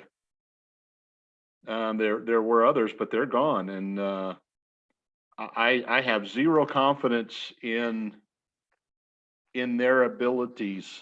I'll just leave it at that. So if it were me making a unilateral decision, I would do away with recycling and add a couple of dumpsters, maybe for aluminum cans and cardboard, over at the green waste pit, so that residents have a place that they can take recycling if they so choose to do so. How about plastic? I know right now plastic is a real problem in the world. I think I mentioned previously that people like Coke and Pepsi, because they're major contributors to this problem, they are trying to start and support businesses who will use plastic. But I think you're right. There's three in my mind that comprise a majority of the recycle, 3 or 4 things. It's cardboard, it's newspaper, it's cans, aluminum cans, and plastic. Those are the things that I think comprise that, and we could have a central location for those who would like to continue that on. So I think that's something that ought to be at least talked about as we talk about the recycling. One of the factors in my determination is having heard from Recycled Earth that they were finding a plastics market in Southeast Asia, in the Philippines, and down in that Micronesia and that area, and then seeing several documentaries from investigative news organizations in Australia, New Zealand, and other places that have been recycling there. Those countries are basically getting paid to take that recycled waste, and it sits in massive piles, Right. doing absolutely nothing in those countries. I think most people would be pretty upset if they saw what's happening to the quote unquote recycled plastic. Yeah, I think that, in my opinion, is really the potential to have a use down the road for use in the United States to produce things. But that's probably a year or two away, so Yeah. just throw that out. Councilwoman Stoker, what are your comments? I don't see recycling working right now. I think maybe if it's feasible to put bins somewhere where those who still want to recycle those 4 items can, but I mean, it just isn't economically sound right now. It costs all of us a lot of money for it to go to the landfill anyway. So could somebody tell us what would happen to the blue cans? Dave or John? They'd get I'll recycled. let Dave answer that question. We have tried to talk about what we would do with the roughly 6,400 recycling cans. Wouldn't we just recycle Maybe them? Dave doesn't. Oh, Sorry. Are you there, Can Dave? you hear me? Can you hear me? yeah. Okay, sorry. Yeah, so, in our opinions, we think we should use it as a second garbage can. Cause to go pick up 6,400 cans would just, I mean, I think it would be, it'd be a big task. And then to where we would store those, how we would get rid of those. And, and say recycling does come back and it comes back in a big way and we decide to go back to it. I mean, we're talking hundreds of thousands of dollars to buy all, 6,400 cans again and start that program up again. So we would like to use them as second cans. If people want to call in and get those picked up because they don't want a second garbage can, then that's where we'd have to try to figure out what we're going to do with those. Okay. Councilwoman Ekstrom, do you have further comments on recycle? No, I think I've voiced them already. I'm in favor of having a central location for recycle of those things that are easily recycled. Again, the aluminum cans and cardboard are what come to mind. I don't know where we take those. Aluminum, I know, like we have Bloom recyclers, right? That you can take some metal things. I don't know about the other ones. Maybe that's a question. Do we have someplace else to recycle these things, even if we collect them and not collect them in the dumpsters that we have, or excuse me, just the cans that each resident has? Is there a program that will come pick them up at a central location? There was a market for cardboard at one point in time. I think there's a small market, but your point is well taken, Charlotte. We have a lot of retailers that want us to bring back their cardboard. We don't have anything to do with it. But if there is a market for somebody to buy that and ship it, that's probably the most likely market to recover first is cardboard. But at this point in time, it's not. So we could determine on how we want to move forward with centralized recycling of certain products. Okay. Because I'm the same. It's like I really, especially like an aluminum can, because I remember when I was in elementary school, that was like a fundraising thing we did. We collected aluminum cans and we could take them and recycle them. Plus, just the whole breakdown in the environment and things like that. Sounds like you have experience. Maybe you can be the There. aluminum can recycler for the city. Yes, I would love to have something to be done with, Just a kidding, metal. Charlotte. Just kidding. Yeah, there we go. Okay. add it to my list. And just one thing, and I know we've had this comment a couple times, and please don't take this wrong, and I know Phil said this in kind of a just way. Mental health is obviously very important, but that comes within. I'm not sure the city has the responsibility to force people to feel good. We surely want to help and be supportive of our citizens. But I think that that's an internal thing when we come to creating feel good. And that causes people to have different reactions to different things. So I think our job is not to ignore that, but ours is to provide the services needed for our citizens to have essential services. It would have to be investigated, right? We don't want to just throw it out there and say, yeah, I want to have a recycling program because it makes me feel better, but it makes sense. It's like if we can recoup some costs, if we, it was a fundraiser, like I say, we used to get paid to bring the cans in. So, it's all, investigation in cost and benefit, right? And we look at that. I think there's two issues. One, do we want to do away with the current recycling program? We can always have something added options, some appendages to whatever we decide to do.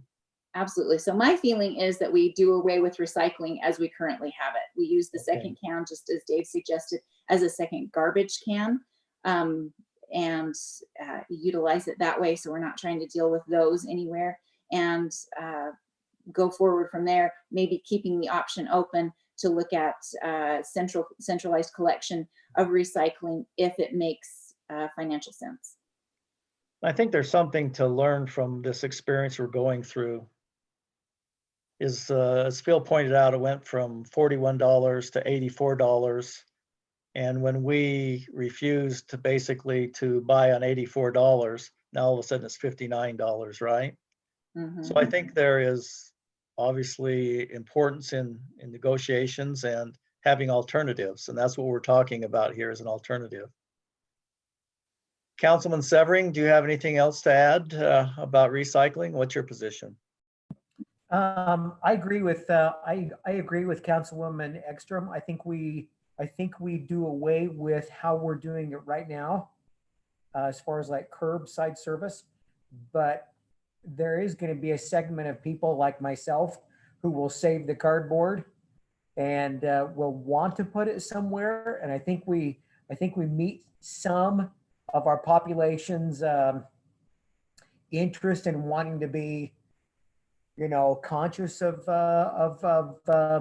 recycling. So if we can make it work in a centralized location, I'm all in favor of that. Okay, and I think the centralized location is, frankly, if there's no place to take cardboard, even though it makes people feel good, it just goes to the dump. So to collect cardboard, we'd have to make sure there's a market for somebody to buy it, else we just get stuck with hauling big containers of it to the dump. So further investigation would be necessary. Councilman Barker? Yeah, I agree with everyone. I'm not in favor of paying the rate increase that's been proposed. There is one centralized location so far that takes cardboard. It's over at Green Acres Elementary. That bin gets emptied multiple times a week. So there's got to be a market somewhere because they are taking it. My only concern is if we have a centralized location, are people going to be putting garbage in there too, which will ruin the whole load? So it almost seems like you'd have to have a policing force somehow of making sure that we're not. I think the policing force is this. If people start putting garbage in there, we discontinue. Okay. That's the policing force in my mind right there. We give people a chance. We trust till proven different. And unfortunately, if a couple citizens mess it up for everybody, it's kind of a self-policing deal. So, all right, with that, is there any further discussion? If not, I would be looking for a motion to discontinue our current recycling service effective as a particular date. Mayor, can I make a comment? Evan? I just wanted to share a little information about the revenues that are connected with this. So right now the city has approximately 800 second garbage cans that are out there, and it generates approximately $185,000. And then we have 200 and something second recycle cans, and that generates approximately $16,000. So if everybody's recycle can became a second garbage can, I'm assuming we probably would have to stop charging for the second garbage can, or would have to factor that out across all the residents, and then would lose the 16,000 in the second recycle can revenues. So it's approximately $200,000 in revenue that we would have to account for. We would have some reduction in expenditures too. I don't have the numbers on that yet, but we can do the math to see where it falls out. It's particularly though the second garbage can fees that generates quite a significant amount of revenue. And Evan, why would you see the second garbage can going away? Why would you see that revenue going away? Well, that's only 800 of our residents that have that fee on their account right now. And so I guess would have to get direction on whether everybody gets charged the second garbage can fee, or if we modify that fee, or if we allow people to only have one garbage can. Well, I guess my question is, I'm lost. Why wouldn't they just stay status quo and have 2 cans and we would charge them for 2 cans? Well, I think the discussion was that everybody's recycle can would become a second garbage can. So then those people would actually have 3 cans, I guess. Is that, we would just leave them with 3 cans? Well, I think if we're picking up 2 cans, we charge for it, right? So you're saying every residence would be charged the second garbage can fee? Well, only if they used it. If they used the second garbage can as the blue can, we'd still charge them, wouldn't we? Okay. I mean, you understand. So Mayor, that would add $20 a month to 5,600 homes. Well, I'm not proposing that we add it to everybody, just those who are using it.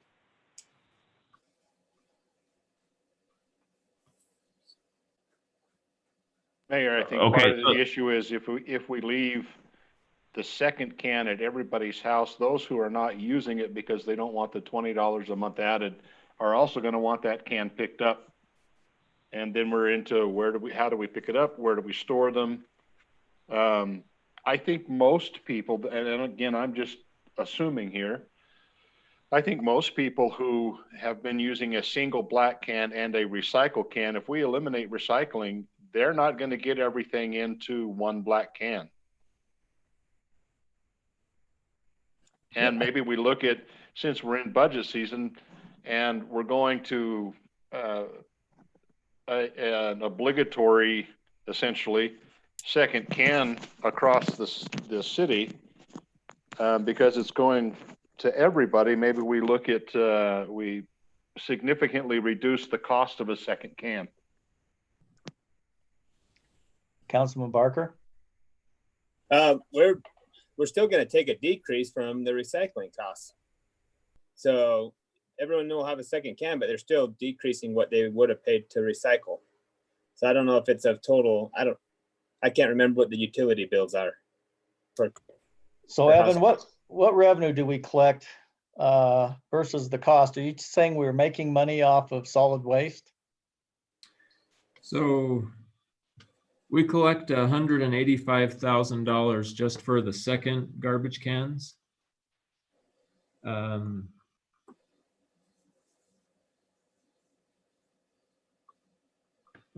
total revenue is 1.1 million in the solid waste fund. But we charge a significant amount more on the second garbage can, and I think that was an effort to encourage people to recycle. So for those, I think if we eliminate the recycle program, it would make sense that we do a total revamp on the, a new analysis on what is the fee for garbage, and does it include 1 can or 2 cans, or what are the options for residents? So I think there are some details that would need to be added into that plan. Councilwoman Ekstrom, you have a comment? Yes, I do. That was what I was just going to request. It's like, I want a different, kind of a option pricing, so that we can see, okay, option A, myself, I have a recycle can and a garbage can. Okay, what does that look like? And then somebody with, I've got 2 garbage cans or 2 recycling cans. Do we need to revise kind of the fee schedule for what everybody has based on what we predict that they're going to need to now use as garbage, right? They're both going to be picked up as garbage, and we tell everybody it's going to be all garbage. So then what does that need to look like from a financial modeling perspective, so that people aren't seeing like a big jump in their utility because we just switched out of something, right? So it's kind of more the impact to a resident is not felt so much. Does that make sense? The reason we're doing this is twofold. One, we just took the garbage inside, so our residents wouldn't have to pay more.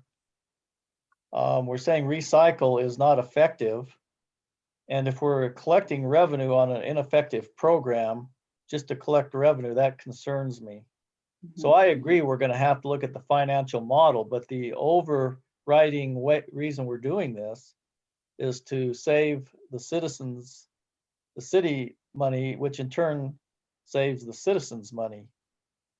So the challenge would be is, what is the financial model here to do these things? If we're not saving any money by doing these, why are we doing it?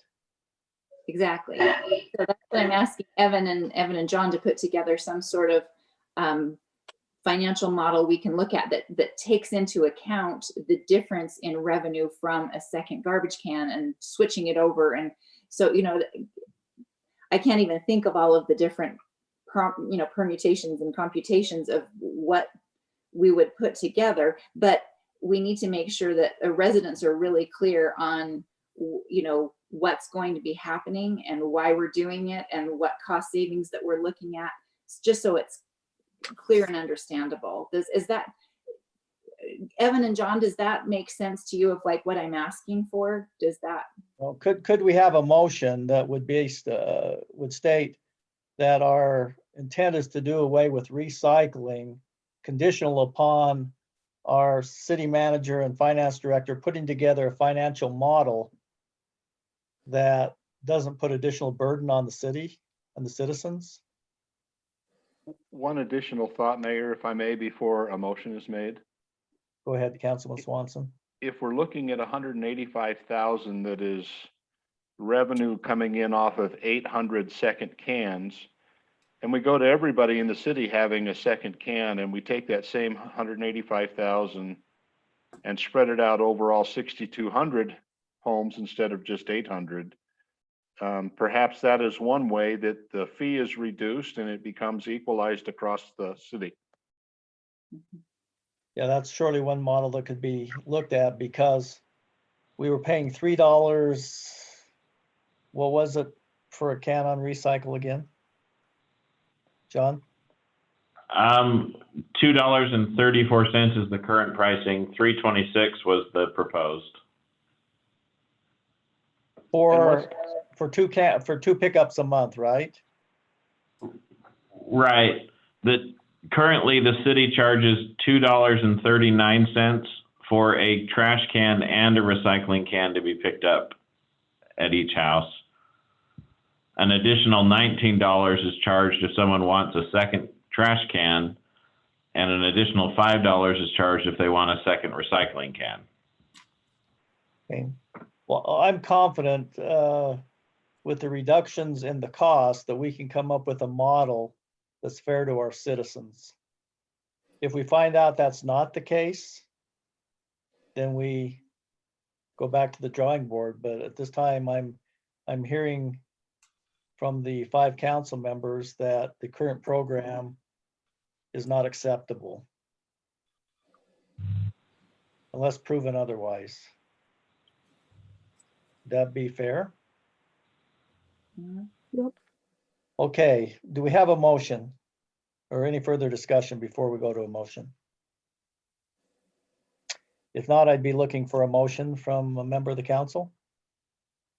Mayor, I make a motion that we proceed with eliminating the recycling program as currently instituted in the city, and looking at a financial model to see what to charge citizens based on the new paradigm of taking garbage in-house and making a second garbage can out of the recycling can. Okay, do we Mayor. have a second? Mayor. Councilman Swanson? Charlotte, would you consider restating your motion to include a July 1st date that coincides with the changing of the contract? Oh, yes, absolutely. And I amend my motion to include a July 1st deadline date. In regards to that, Evan, would we be moving to the $59 between now and then? The $59 for what? We have an offer on the table. What would be paying between now and July 1st? Oh, yes, 59 effective May 1st for recycling. If we only go for the 2 months? Yes. Okay, because if not, I would just say, let's pick it up and take it to the transfer station. No, their rate changes May 1st, so it's down to $59. Let me just ask the question, if we're doing away with that, why wouldn't we instigate that now and just have Republic haul it to the transfer station at $39 or $41? We have that option, I think. John, didn't you say earlier that if we eliminated recycling that, or Dave, that it would prompt an immediate recalculation by Republic Services? That was eliminating the pickup of the Oh, can. Gotcha, okay. Not where it's dumped, where it's picked up. Okay, never mind. I agree with you then, Mayor. If we made the decision to do away with it, why would we pay that extra for the 2 months? So does that have anything to do with your motion, Charlotte? I can amend that to include ceasing the recycling as of May 1st. I would add that to it. Okay. Do you want to repeat your motion then, and we'll seek a second? Let's see if I can remember it. Okay, so I am proposing that we eliminate recycling as of May 1st and going to a model of picking up garbage in-house beginning on July 1st and pending the fee schedule based on an analysis and modeling done by our city manager and city financial manager. Evan, what's your take? The other option is if you don't find a way for this to work, Evan and John, we can just still have all those blue cans hauled to the transfer station every other week, right? So we still have an option. Is that correct? Correct. Okay, we're looking for a second on Charlotte's motion. Do we have a second? I second that. Thank you, Councilman Severing. All in favor? Aye. Aye. Any Aye. opposed? Thank you very much. If we could then, let's move on to item number 6, which is going to be led out by Tiffany Staley, our Parks and Recreation Director. And she's looking for some discussion on Cherry Days and the Aquatic Center for this summer. So Tiffany, are you with us?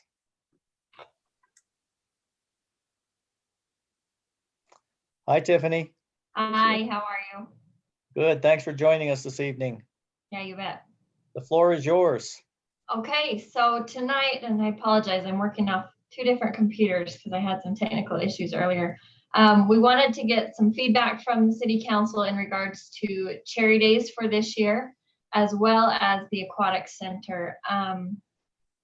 For some of the items included in this staff report that I mentioned here that we would like feedback from the City Council include for Cherry Days, would the council like us to hold Cherry Days if available by the health department come July 4th? Would the City Council like to cancel upcoming events associated with Cherry Days? And or would the City Council like us to attempt to modify some of the Cherry Days events to fit social distancing guidelines? An example might be fireworks being viewable from cars only. If events are modified, I'd like to have some discussion on how we ensure those social distancing guidelines are followed. And then just a little bit of information. I've been in a couple of meetings this week and just late last week with the Recreation and Parks Association members throughout the state of Utah. And then earlier today, Utah Aquatics, which is groups from all over Utah. There were about 100 people in that meeting today. So there's Cherry Days kind of on its own. That's maybe one discussion. And then the other discussion is the Aquatic Center. It can be an all or nothing thing. It can be the Aquatic Center will open when that's possible. It can be the Aquatic Center will close completely. It can be that we will postpone opening date until a certain point. Or we can open on a gradual basis. Maybe lap swimming is the first thing permitted, and then after lap swimming comes water aerobics, and then after water aerobics, swimming lessons, and then eventually all of open swim. From the discussions we've had with some of the other cities, I don't have full response from everyone, but from 18 of the cities, as far as events go, from 18 of the cities that I've talked to, Farmington, Bountiful, Clinton, and Logan all have events on or right around July 4th that they have canceled. There are 3 other cities, so South Ogden, Smithfield, and Syracuse, that have events May and earlier June that have also canceled. And then there are 11 other cities with events July 4th or later into July, August, who are still pending, waiting for some more direction from the governor come Friday, May 1st. And then as far as aquatics go, talking to different aquatic centers, Layton City Surf and Swim, West Valley, Uinta, and the Pratt Aquatic Center are all either currently open or plan on opening Friday, May 1st with some revisions to safety and protocol. And then there are a few other facilities who have opening dates scheduled either in early May or in June. Let's see what else. The only other comment that I'd like to make is when we met with the Utah Aquatics group today, we also had the Utah Department of Health on board with us. And we were able as a group to make some recommendations to them that they are going to use to revise the guidelines in the Utah 2.0, because there were not good guidelines in regards to swimming pools and aquatic facilities. So our aquatics group gave some recommendations to the Utah Department of Health, and they will be coming out with, probably by tomorrow actually, some new guidelines that give better clarification on what it means to be able to open. Right now, what came out is that pools are limited to a 50% capacity. 1 swimmer per lane, and congregating on the pool deck is not allowed, but that capacity was not it wasn't defined very well, whether that was pool capacity, deck capacity, facility capacity. So we have worked with the Department of Health to come up with some more recommendations, and it looks like there is a possibility of opening gradually if that's something that the city council is interested in. So with that, I have all the information for you, but if you have any questions, but mostly just a discussion and see where you're headed and some general direction. You know, just a comment. This social distancing thing and 50%, having been in the grocery business where this was supposed to have been implemented some time ago, you just can't implement social distancing. You become the police. And it's very, very difficult. How do you approach someone who's not social distancing? And, you know, do we put our team members in a very awkward position in having them enforce social distancing? I like the idea on the aquatics of kind of wait and see what happens there, because we can kind of implement that on a regular basis as we see things loosening up. But even when you go from a red to an orange and even to yellow, those social distancing and mass gathering restrictions are going to be in there. And so the question I would have is, how do you enforce that? Because we know we have people that think this is a hoax, that this is a conspiracy, who are openly rebelling against social distancing. And one of the concerns I have, just for discussion, is do we put our employees at risk of having to be the enforcing agency or exposing them to the disease? But I agree on the aquatic center, you can wait and see. But those are some of the concerns that rattle around in my mind, because we've dealt with this. And if you 50% capacity, everybody has a difficult time really defining what that is. But if you've been in any business that's been classified as essential, I don't know how you view the social distancing, but it's very, very tough. So in regards to Tiffany's question, because we do have the budget discussion still, which I know a lot of citizens are anxious, what are some of the comments, feedback for Tiffany in regards to her two questions? Mayor, Councilman Swanson, please. in looking at the Utah Leads Together 2.0, we've today, well, as of May 1st, we're moving from the 8 to the 7, we're moving into the orange. So we've got 7, 6, and 5 to go through. And even if we get into the yellow, the low risk, 4, 3, and 2, we're still required to have interactions in groups less than 50. I don't know how that happens at the pool.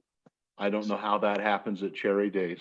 My recommendation, the long and the short of it, would be to cancel Cherry Days and the fireworks, because I don't think there's any way that we could, as you eloquently mentioned, police the social distancing piece at the fireworks. We could say cars only, but people are going to be outside their cars. The park will be full of people. And then I would say that we condition opening the pool based on when we move into maybe stage 2 in the low risk and are looking like we're going to go to green pretty soon. Okay, thank you for your comments.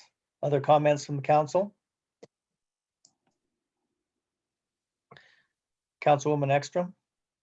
As much as it breaks my heart, yeah, I mean, I agree with Phil. It's going to be unenforceable if we actually hold the event. Social distancing will not happen. We can't force, we're going to have just a mess if we try and put too many people together like that. They're going to get too close together. They're not going to social distance. It's going to, instead of being like a celebration and fun, it's going to turn into something. And this is just, again, kind of my prediction in my own mind, but it's not going to be what it is meant to be, which is a gathering of residents enjoying something. It's going to be, it's going to have a cloud over it that's not going to be worth trying to risk it myself. So I'm in favor of just canceling cherry days and the fireworks. And then as far as the pool goes, again, waiting until we're in the green. Just to not put either the citizens themselves at risk of each other or our employees at risk of trying to social distance anybody. I just think it's one of those things. Let's just err on the side of caution. Thank you, Councilwoman Ekstrom. Do we have any other comments from council members before we take a vote? Are you raising your pencil there, Councilwoman Stoker, or is that, did you want to say something? I saw your pencil No. being raised. No, no, just taking notes. Nope, I'm in agreement what's been said. Any further comments? If not, I'd look for and Tiffany did bring up the fact that we might have more information on Friday. I don't know if it'd make a difference or not. We don't have to make a decision this evening. I can tell you that Pleasant View and Far West have both contacted me, and to some degree looking for a coordinated effort. We don't have to do what they're doing, but it would be kind of awkward if they cancel and we don't, or vice versa. So any motion? Mayor, I would move, and I'll add to that, some of the days of 47 events are starting to cancel now as well. There were one or two of the events today that have canceled, and that's July 24th. That's a good 3 weeks after where we are. I would move that we cancel Cherry Days, the fireworks, and that we postpone opening the pool to the point until we are in the green zone on the Utah Leads Together 2.0. Do we have a second to Councilman Swanson's motion? I second that. We have a motion and a second. Do we have any further discussion? Tiffany, do you want to add anything? No, well, yes, only that I would really like for you all to see, and I will send out when it comes, some of the changes that will be made to the color coding by the Utah Department of Health tonight and into tomorrow, as we met in our meeting today. If the pool is an all or nothing opening, then it may make sense to postpone that until we are into the green. However, some of our discussions today with the Department of Health will allow aquatic centers to open at the yellow and even in the orange, but they're going to better define yellow and orange.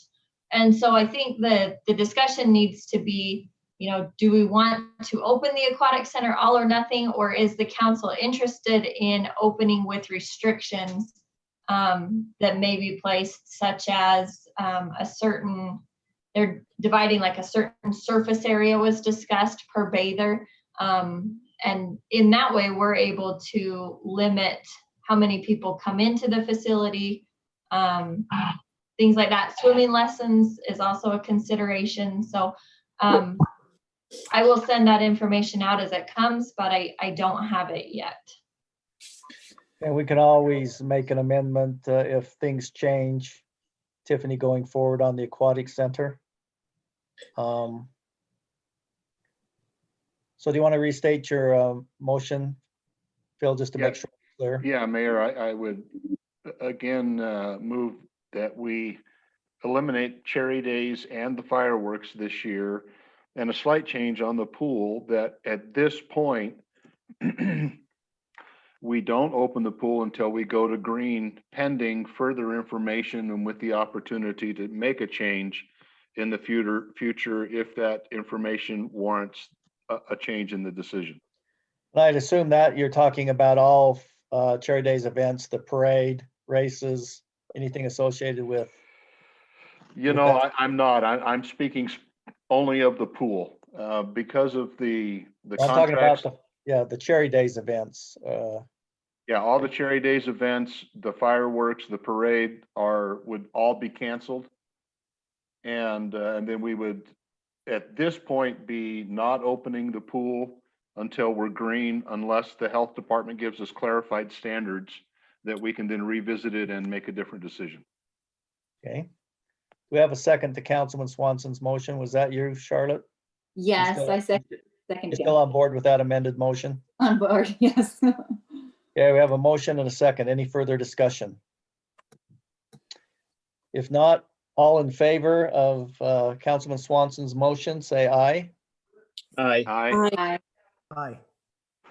Any opposed? Tiffany, does that answer your questions for you this evening? Yes, it does. Thank you very much. Thank you for your work put into updating us on that, and we'll look forward to further updates on the Aquatic Center. Okay? Thank you very much. We'll now move on to item number 7, which is a discussion on the fiscal year budget 2021. Our presenter will be Evan Nelson, our finance director, along with John Call. So Evan. All right, thanks, Mayor. So last time we talked about the budget, we covered the general fund and capital improvement fund and some of the other general fund related funds. Tonight, we're going to cover the city's various transportation funds and also the utility funds. So we'll kind of go over each of those and see if we can answer questions that the council may have. We covered some of these citywide highlights before, but just to summarize, the budget process began before the COVID-19 pandemic came about. And so we had initiated our department budget requests. And since the pandemic, a lot has changed. And so we have already eliminated quite a few things from the original list of requests. There are no new positions in the budget anymore.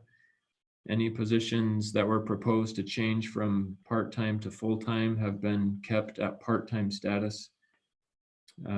Merit or cost of living adjustments have been eliminated.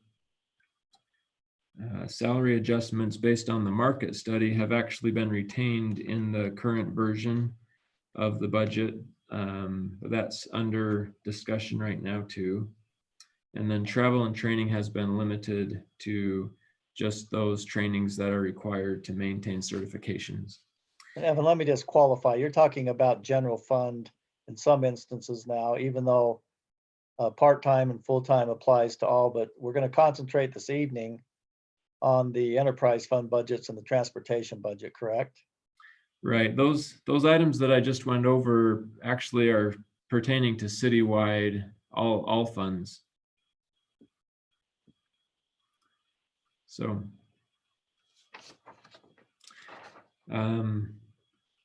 so first we'll talk about transportation funds. It looks like John has the transportation utility fund on the screen. The transportation utility fund, the source of this revenue was the $3 fee applied to utility bills.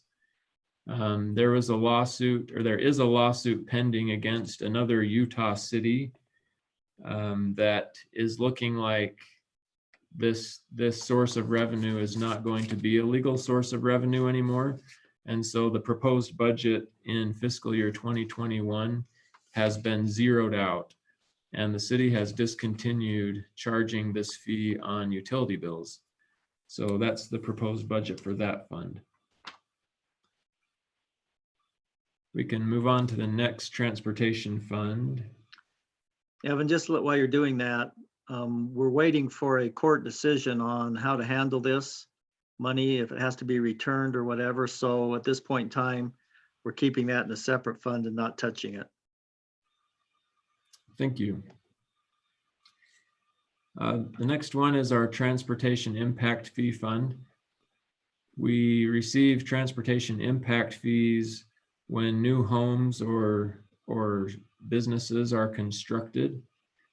And this fund is used to track the money that comes in for those fees.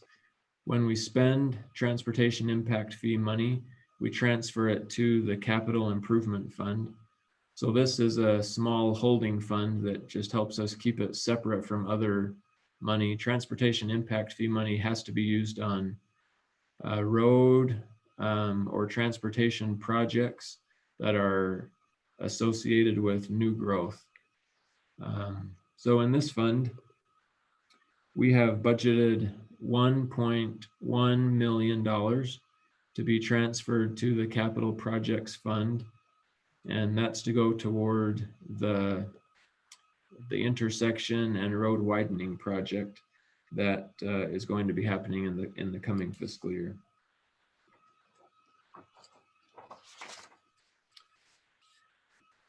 Okay, the next fund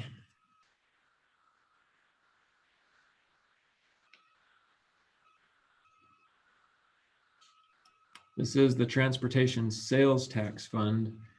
So this revenue is generated from retail sales of all sorts, but it's revenue designated specifically for transportation projects. And in this fund, we're collecting the revenue and holding it as backup funding for the 2600 North intersection and 400-450 East widening projects. So at this point in the budget, we are not proposing to expend any of this money at this time. Next fund.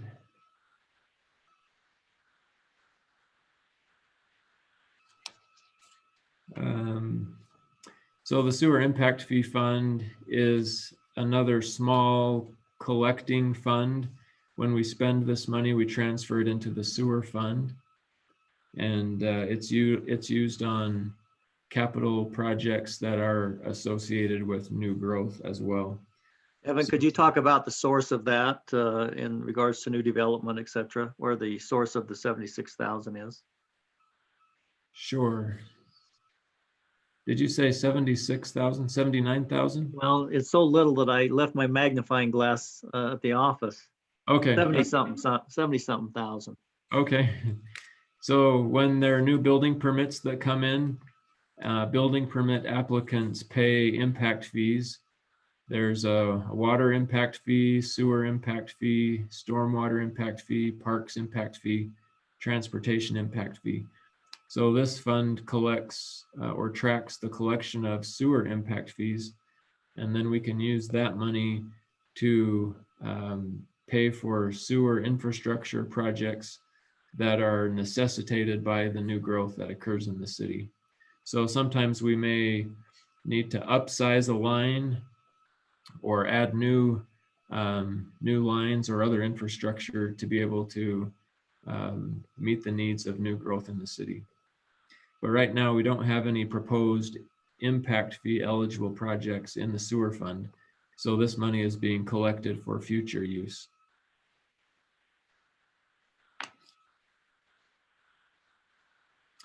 The next one is the storm impact fee fund. Similar purpose to this fund. Revenue is collected with building permit applications. In this case, we are proposing to use $313,000 toward the community pond project. And this is the amount of the city's match to the stormwater portion of that project. When we talked about the pond project last meeting, we focused more on the park portion of that project. And this time we're talking about the stormwater portion. So 313,000 is the estimate of the city's match for the stormwater portion of that project. Next one.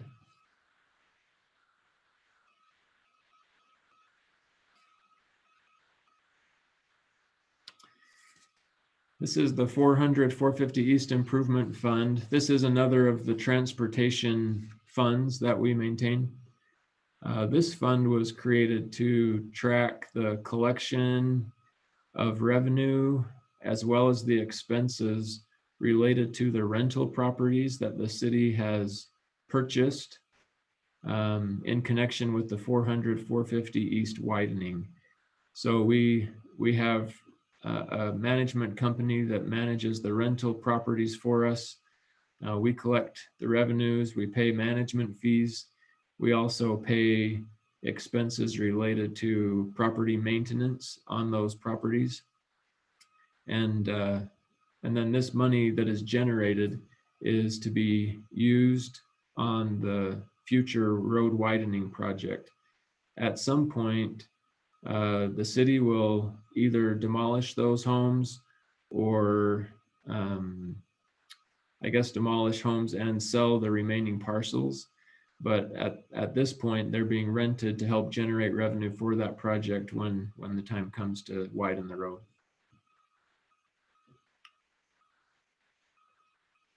Any questions there? Yeah, I do have a comment, Evan. John, correct me if I'm wrong here, but we have to get permission from those who gave us the money to buy the right-of-ways before we can use that rental income towards the project. That was my discussion with Stephanie down at WACOG, that she's not adverse to doing that, but right now the contract does not allow that, the rental income. That's correct. So that's contingent. Just wanted to point that out. Okay.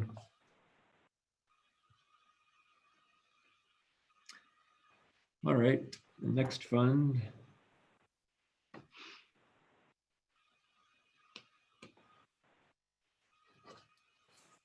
Sorry, John, can you go back to that last page? I just wanted to check something.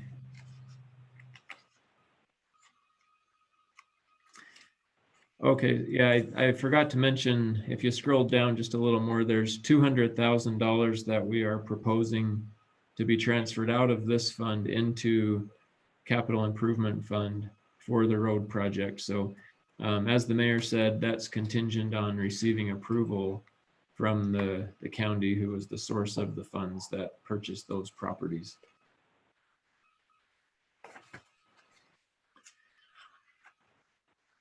Okay, next fund. Okay, now we'll talk about our utility funds. When we started this process, the mayor gave a direction that he didn't want us to propose rate increases in our utility funds. And so we have tried to follow that direction. In the water fund, well, I guess first, before I jump into this, as I was reviewing the budget right before the meeting, I realized that I had excluded some of the benefit calculations. And so there are additional benefit costs that I left out by mistake. In the water fund, it's about $10,000, sewer fund about $3,000, stormwater about $3,000, solid waste about $2,000, and so the total is $18,000. So I'm sorry for that mistake. I just caught it before the meeting, so I wanted to mention it up front. So in the water fund, we are not proposing a rate increase at this time. And we have a continuation of the vehicle exchange program that has a net cost of $5,000. The department has been exchanging out water meter radios over the past several years, and we're proposing to fund that project in the amount of $20,000. Last year, this amount was $285,000, so we're getting close to the end of those change outs. And then capital projects include upgrades to well houses, a new PRV station, which is a pressure reducing valve station, and then 2 water line replacements. And just a comment on our utility funds. In the past, we have taken a cash flow approach to our budget, where we have budgeted the full expense for capital projects or capital equipment items. And then at the end of each fiscal year, those expenses were removed from our expense accounts and moved over to our balance sheet accounts. And as we've talked about these utility fund budgets with the mayor, The mayor has given some direction that we make a shift in that so that we're aligning our budget more with how things will look at the end of the year when we produce our financial statements. And so you'll notice, John, if you can scroll down to the bottom of the water fund budget. Right there is good. You'll notice this account called capital to balance sheet, 514760. And that's a negative budgeted dollar amount right there. Thank you for highlighting that. So that's the total of our capital projects and capital equipment. Those are the items that will be taken out of the expense line at the end of the fiscal year and moved to the balance sheet.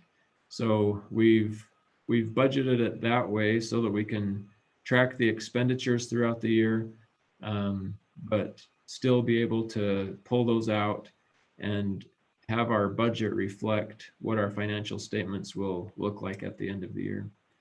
So, Evan, if I could just add a little color to that. Thank you. Just trying to put that plainly there is that's the amount we have budgeted to spend to keep our infrastructure up to date. And I told Evan I would take this discussion on about the repair and replacement.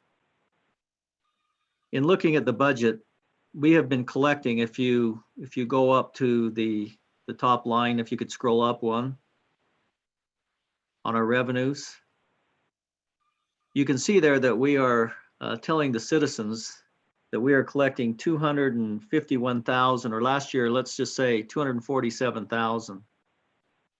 The total operating income from the water fund was 122,000. So we have not been funding what was classified as repair and replacement equal to what we've been collecting from the citizens.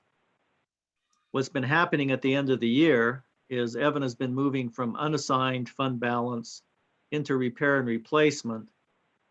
That has accumulated and there's been no money spent out of that, no direction in that regard. So the proposal I've talked with Evan and John about is that we would manage our capital expenditures and replacements by taking the operating income, adding back the depreciation, which is a non-cash item, plus the impact fees. And that's what we would use to keep our infrastructure up to speed. But I just want to make it clear, we have never, in my research on this, collected adequate revenues to fund the repair and replacement. It was simply just an increase in the operating fee to keep the department operating at a positive. And so I just want to make it clear, it's not our intention to not maintain our infrastructure, but we will manage that through a disciplined approach through cash flow, which would be the operations, impact fees, and the non-cash expenditures of depreciation. I don't want to issue anybody their CPA certificate this evening, but I did want to add that color to the budget. Any questions on that particular situation? Okay, Evan, move forward. Okay.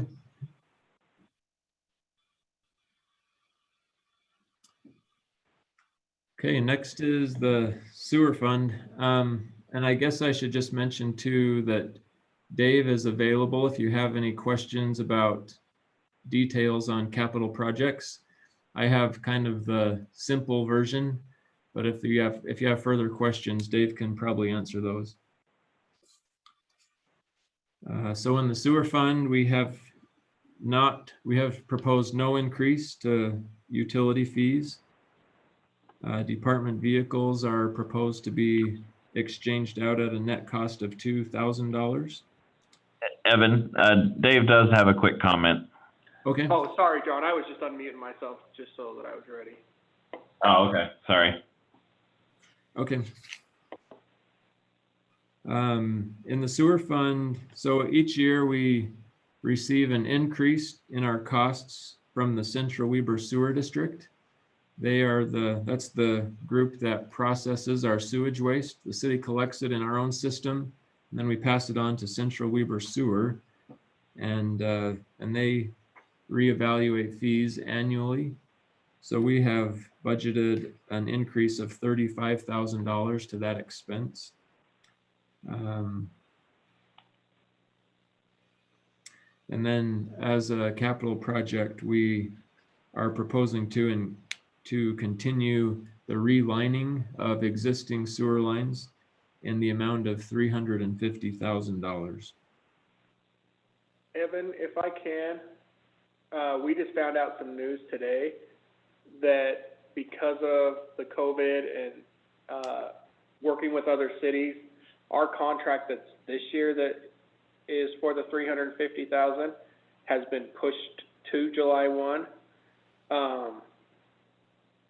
So can we roll the money that's in the fiscal budget that we're in right now to add to that 350? Does that make sense? It makes sense to me, and it's fine with me if it's okay with the city council.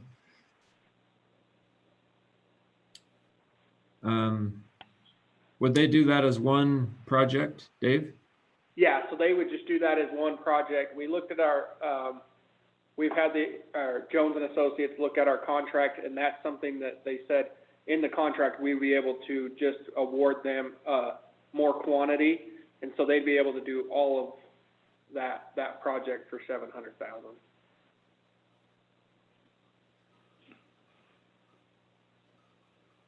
I was just going to look at the fund balance really fast and see where we are.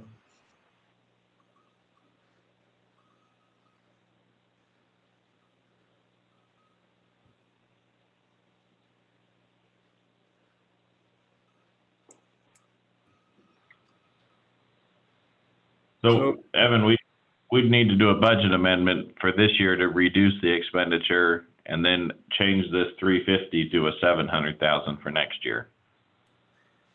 Right. I'm estimating that we would have, let's see, 817,000 in fund balance, but that includes the assumption that we spent the 350. So we should have plenty of cash available to cover that cost.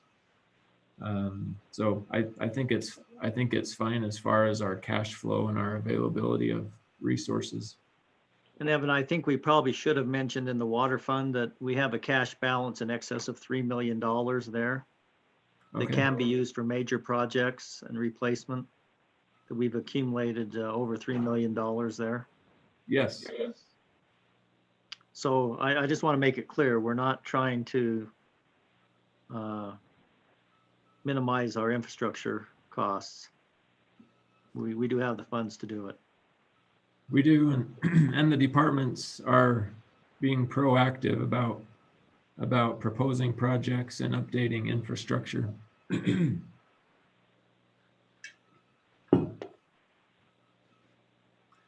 Okay. Does the council have any concern about moving that 350 up to 700,000 to combine the two fiscal years? And we'll just take that out of fund balance next year, right? To pay for that. We'll just accumulate this year and move it into fund balance. And cover that cost next year with that, so. Okay. Do you need a motion by the council, or do we need to have a public hearing on that, Evan? So what I'll do, I'll just update these numbers. The 350 will show as 700 in the proposed tentative budget. And what about the current year budget? We are proposing some amendments in the current year budget in June. So if you're okay, we can add that to our list of amendments for the current year. Okay, sounds good. Okay. Any other questions on the sewer fund? Okay, let's move on to the stormwater fund.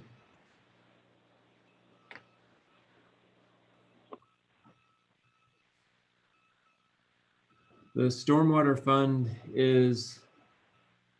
we're estimating a fund balance at the beginning of the fiscal year to be about $1.5 million. And we are not proposing a utility rate increase in the stormwater fund. We're proposing the vehicle exchange program with a net cost of $1,500. And then capital projects. Can you scroll down to capital projects? So capital projects is a very large number in the stormwater fund. Most of that is the community pond project. And most of that project is funded through grant revenue. I mentioned our $313,000 contribution from the city.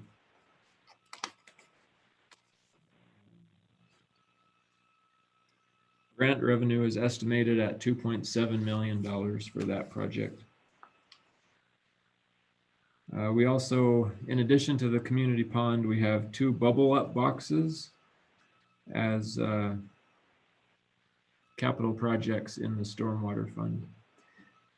The timing of the community pond project is uncertain, but we've put the budget here. We anticipate the project will at least be started during fiscal year 21. We're just not sure exactly when it will start and how long it will take. So we've budgeted the full amount, anticipating the likelihood that it will cross over into the following fiscal year as well. Any questions on the stormwater fund?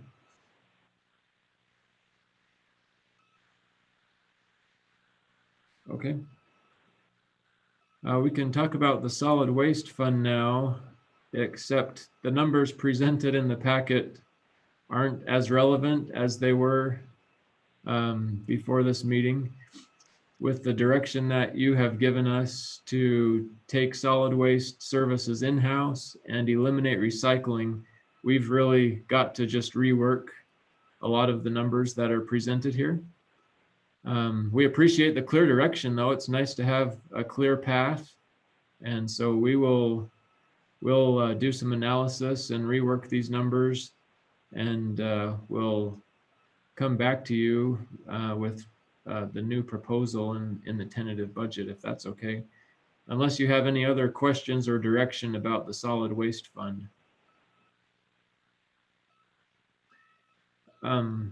One thing that we may want to discuss is related to the green waste facility. There have been some ideas proposed about changes to the way that we charge those fees and track people's use of the green waste facility. I don't know all the details to that, but I think Dave has some information about those ideas. So council, I've talked to a few of you already, but, you know, there was some concerns about, you know, there was a couple things that have come up. Burning was one of them, and wanting us to look into alternative measures to do away with burning. And so a few of the things that we have came up with, you know, myself, Brian, and the girls in the office are, to generate a little bit more revenue.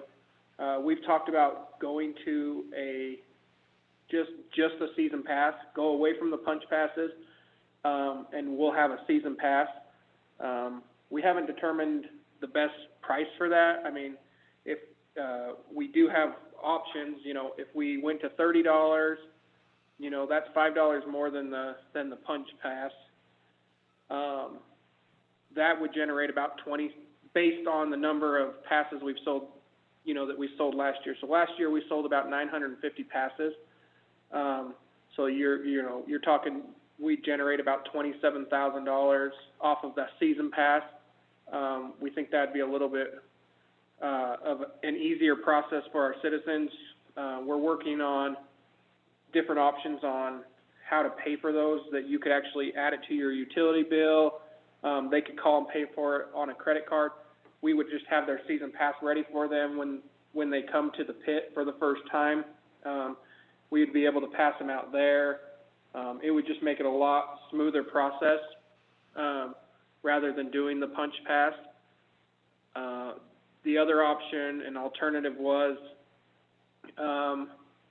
looking at a $1 a month fee for 6 months out of the year on all residents that have garbage cans. Most people that have garbage, you know, have somewhat of a yard that they have to maintain, and so that was another option. That gave us close to $40,000 to get rid of the burning. We haven't looked at pricing for about 2 years, but to get rid of all the burning, you know, 2 years ago, we were looking around about that $40,000 number to mulch all of that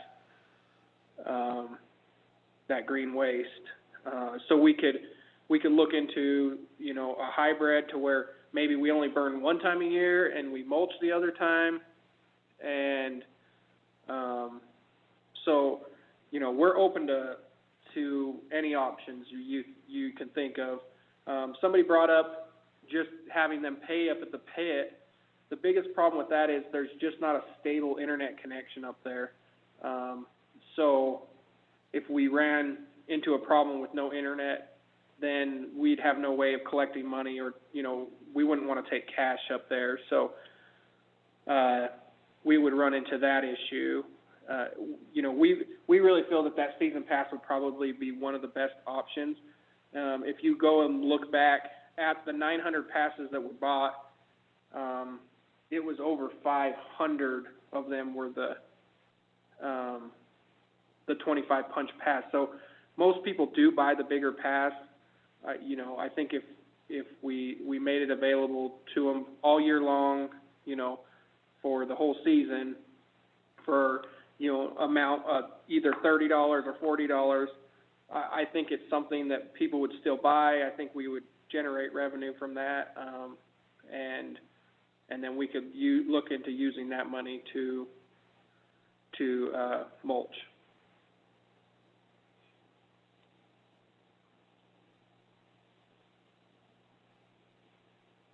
Is there any thoughts on that? Go ahead. Hey, Dave? Yes, sir. Hey, it's Blake here. Of those 900 passes, how many of them do we know how many of them were bought a second time? Does that make sense? How many people ended up having to buy a second one? So we actually looked into that, and it was a little hard with the program we were using. But I was able to go through the list and find, you know, there was a handful, you know, probably 10 or so people that use it. You know, I don't know if they have a small lawn care business or something like that, or they just like taking all of their grass clippings up there. But there is a small portion up there that, you know, that do use it more than the 10 punches. Okay. Thank you. Yep. Dave, I was just going to ask, one of the ideas suggested at one point was starting a green waste collection program in the city in order to help reduce the amount of green waste that goes to the landfill. Do you have any analysis or comments about that possibility? And to be honest with you, I think that was our biggest reason to push the season pass, to see if we can get more people to take their grass clippings up there.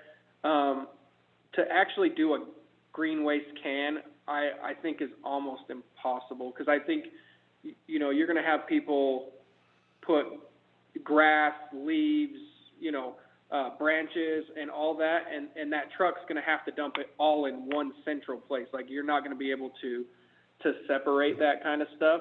And so then we'd end up having to turn into either trying to burn all of that, or and I think that would even cause more problem with smoke and those kind of things. You know, right now we do a very good job at separating our branches and those things from the leaves and the grass. And if we were to put that all into one can, I think we're asking for a problem. Hey, So, Evan and Dave, yes, since sir. we're going to have to rework this budget anyway with the decision made about the in-house collection of garbage, can we defer this discussion to our work session next week? Sounds great.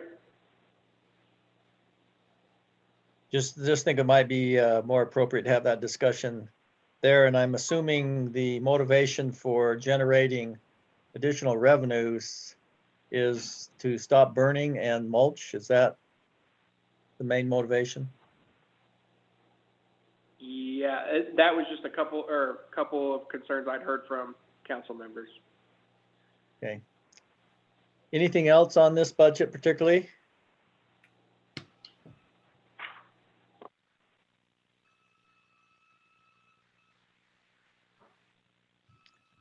What else do you have for us, Evan? So our next discussion on the budget will be next Tuesday night, May 5th. And our plan is to return back to the general fund discussion. Specifically, we'll plan to talk about property taxes and options that we have related to property taxes. We'll come back as well with further proposed reductions in expenses that we've been working on in the budget. And hopefully we can get closer to bringing that into balance. I guess we'll be coming back with more information on the solid waste fund as well. If you have questions, any budget questions between now and then, please call or email, and we'd be happy to do more research if that's what's needed, so that you have all the information you need. We're proposing that the tentative budget be adopted on May 12th, which is in 2 weeks. And in reality, by state law, the council is required to adopt the tentative budget at that first council meeting in May. And so we just want to make sure that you're comfortable and have all of your questions answered between now and then. We're planning to have our public hearing on May 26th, and then the final budget adoption on June 9th. That's the proposal. Thank you, Evan. And I would invite the citizens who are interested to join us on that work session. I know Councilman Swanson has done a lot of work on our situation with property taxes. I think we'll be talking about a potential new strategy of funding the city versus relying on economics to do that. We found when the economy comes to a screeching halt, it is very difficult.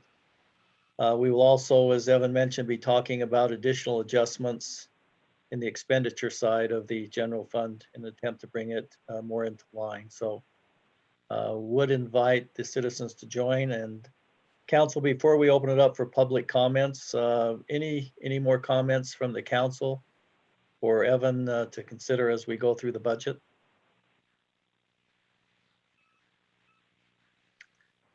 Okay, just like to, Councilwoman Ekstrom. So next week is going to include a work session also, correct? Correct. Okay, perfect.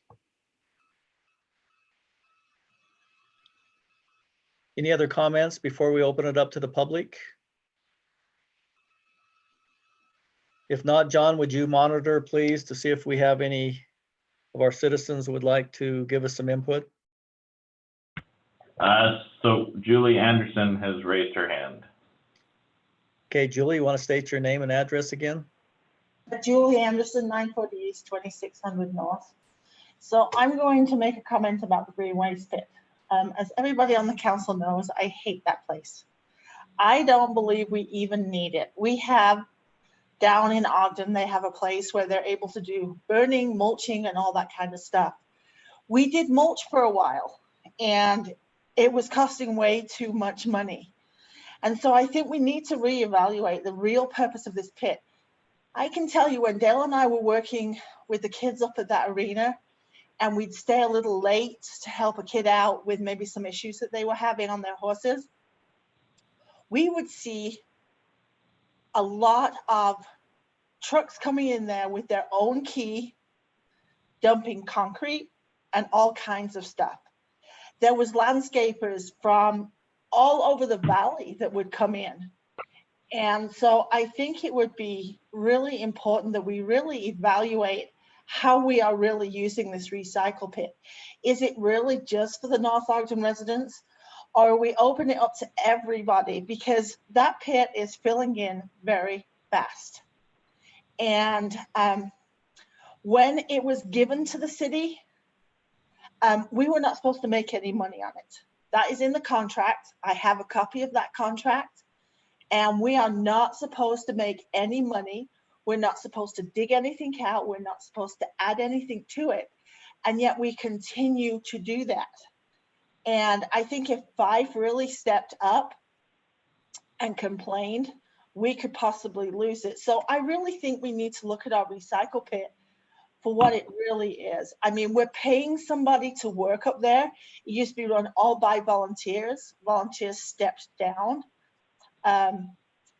And so for me, the recycle pit has always been kind of my soapbox, I guess you could say. And I just don't think we should be charging residents who are not using it for other people to use it. That one just kind of caught my breath a little bit. I think only those that use it should, but it just seems becoming more and more of a problem for the city to run that. I understand about the burn. I'm sure those homes that are up there, it's got to be bad for them. But I think we need to really evaluate, are we really gaining anything with our recycle pit? Just because we don't have to drive down to, what is it, Monroe, and about 18th, I think is where it's at. If we, but that's, as far as everything else, I think you're really working hard on the budget. Again, I'm going to say, let's remember what kind of time we're in, Mayor. I was glad to hear that the next meeting, Phil's going to do a presentation that, will help us get through this. So Phil, thank you for your work. I know that's not an easy one, because the first question everybody wants is no more, property tax raise or anything like that, but it happens, and the city has been great in not doing that. But on that recycle pit, I think we really, really need to evaluate where we're going with that. We've already made a decision to do something different with our recycling, which, by the way, was a very long and very repetitive conversation tonight that I think could have been done in half the time. But that's just me. I'm feeling good. So now that I'm feeling a little bit better, I can actually think more clearly and can just drive you guys crazy. So thank you. And that's my 2 cents worth. Okay, thank you, Julie, for your comments. John, do we have any other comments from the public? Yes, we have one from Brenda Ashdown. Okay, Brenda, would you like to state your name and address for us, please? Brenda Ashdown, 193 East Pleasant View Drive. I know that you put the conversation of the pit off until next week, but I wanted to add my 2 cents worth. I have enough acreage that when I'm able to, I burn my own. So I don't want to be charged extra on my utility bill for using that pit when I don't use it. Thank you. Yeah, Brendan, we understand that almost looks like a tax if we do that. I think we'll look at all alternatives, but pay for play is basically something that I think has a definite part for the discussion. It is difficult. Not everybody in the city would use it, but I think Dave and his team have some good ideas. We just want to address all options. John, do we have anyone else? Not that I can see. Oh, yep, we do. Jay Dalpaz now does have a comment. Jay, would you state your name and address, please? So Yeah, we for need sure. him to. So. Okay, I think I am unmuted. Okay. Do you have me? Yes. Okay, so JD Dalpass, 734 East, 2700 North. This goes back to the garbage, and the only reason I'm going back to the garbage is because it does have an impact on the budget. I do think it's all a really good idea to bring it in-house.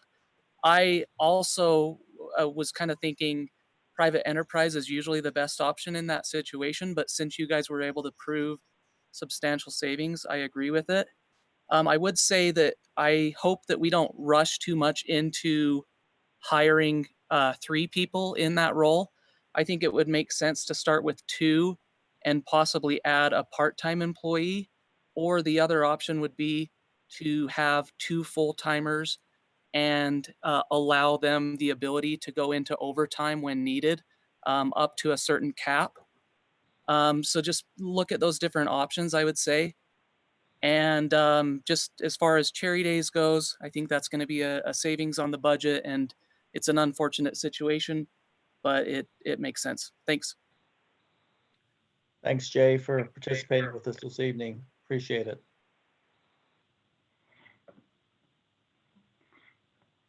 John, anyone else? No, no new hands. Let's just wait a minute or two to give the citizens a chance if they'd like to. Mayor, Councilwoman Stoker? while John's waiting to see, did we skip number 8? No, we're only on, Oh, we're We're- on the public comments with the a fifth. yeah, Okay. we're- I was hoping we were done. but it wouldn't surprise you that I'd skip something like that, right? Okay, John, no more comments? Nope. Thanks for your presentations, Evan, and I know there's a lot of people that have been working hard on the budget, and we will continue to do so to come to a good resolve. So now, with that, we are on item number 8. John Call will give us a quick summary of what we need to do there. So council, this is the contract with Family Promise. It is a new version that you saw in your packet that included some changes and tweaks.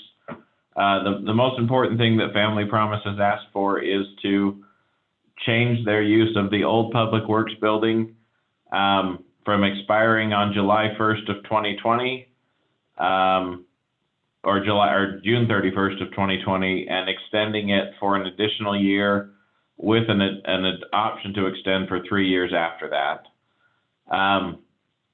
That's the biggest change. There is also included in this the option that, and it's right here under the A area under 2, which is currently Family Promise only operates on that facility 12 weeks a year, basically 1 week a month. They move a family in to stay there, and then they move them out, and then they go to another area, so that they're not overburdening any one facility. But they would like to have the option, if there's a health crisis or emergency, that the mayor could authorize them to stay in that facility for more than the 1 week per month. But that would then need to be essentially disclosed to the council, and the council would have the option of reviewing that and under the terms of the contract, terminating the agreement with the appropriate length of time. So those are the 2 changes. Any questions about that? Okay, if not, we'd be looking for a motion to approve the contract with those changes John mentioned. Do we have a motion?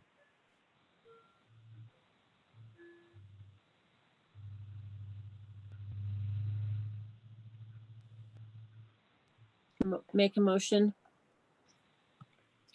to approve the contract with the changes that have been made, as John has stated, with the Family Promise. Do we have a second on the motion? I second that. Councilman Severing. So we have a motion and a second. Any further discussion? John? Mayor, Yes, Annette. there's an agreement number on that. That is correct. So we would be looking for a motion to approve agreement A 04-2020. That's correct. So that would, if you could include that Cheryl, with your motion that it's an agreement 04-2020, A4-2020. With the agreement number A for 2020. Okay, you Or okay with A that? for 2020. Thank you. You okay with that second, Councilman Severing? Yes. Okay, we have a motion, a second. Any further discussion? If not, all in favor? Aye. Aye. Aye. Any opposed? It passes unanimous. So with that, are there any more public comments?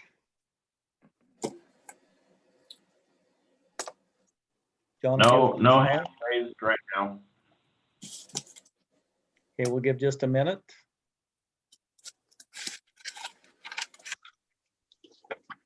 Anything, John? Nope. All right, item number 10. Do we have any comments from the council or staff? Councilman Barker. Yeah, I put some numbers together regarding the green waste pit, since I have privy to these numbers. In the 4 weeks that we've been in April, there have been over 400 burn permits issued between North Ogden, Pleasant View, and Harrisville. Last year, we issued about 300 in 2 months. So we're already more than what we did last year, and we still got another month to go. The green waste pit's actually made North Ogden less burn permits than Pleasant View. We're 50 permits less because people are taking their stuff to the pit instead of burning it in their own yards. So where we say we're maybe won't be a good benefit to us, looking at it, it's actually a real great benefit because now we're not having as many residents burn, and we're doing just one controlled burn instead of multiple burns throughout the burn season. And again, the burn permits are something regulated by the EPA, nothing that the fire district or any fire department has control over. So the state legislators are actually in charge of issuing all these permits. Thanks for that information, Councilman Barker. We'll take that into consideration as we make our decision. So thank you. Yep. Any other comments from council? Okay. Just a quick thanks to all the staff and everybody for their hard work on the budget and the information they've given us tonight. So thank you. Thanks, Cheryl. Anything from staff? Just as the packet comes out this week, council, it would be really helpful, though. There will be some kind of policy direction decisions for us to look at on the general plan or the general fund budget, as well as we are hoping to, as part of the discussion on May 12th, talk about those revenue triggers that we've kind of talked about for that will help us in the coming months make more strategic decisions based on sales tax and other revenues and how they come in. So just pay attention to some of the details in that packet, and don't hesitate to call Evan or myself or the mayor or any of the department heads if there's something that you have a question about and you'd like clarification on before the meeting. So thank you. John, I think that's good advice. I think there's some strategies we have to look at on long-term funding of the city. And we've had numerous discussions, very difficult discussions on the budget. And we're going to definitely need the council to come prepared to have some pretty tough discussions and how we strategically fund the city going forward. And so we would invite you to be prepared for that and to really review the packet in detail. And we would also invite the public to participate with us. It'll be a very important meeting. I would like to just echo Councilwoman Stoker's comments. Having been my first budget season in a very unprecedented and unusual situation, I want to thank the staff for educating me and putting up with me. And I can tell you there's a lot of hard work by all the department heads, a lot of thought going into this. And I just want to congratulate the staff on their willingness to speak up and express their opinions. I think that's how we arrive at the best decisions. And I can tell you that they have not been shy about expressing their opinions. And I would encourage the council to do the same. I just truly believe that as we really express our opinions and think things through, even though they may be differing, we'll come up with great decisions for the city. And our job is to continue to make North Ogden a great place to live. So thank you, council, for all your hard work. And we'd be looking for a motion to adjourn if there's no further comments from staff or council. Here, I make a motion, we adjourn the meeting. Okay, Councilwoman Ekstrom, do we have a second? Second.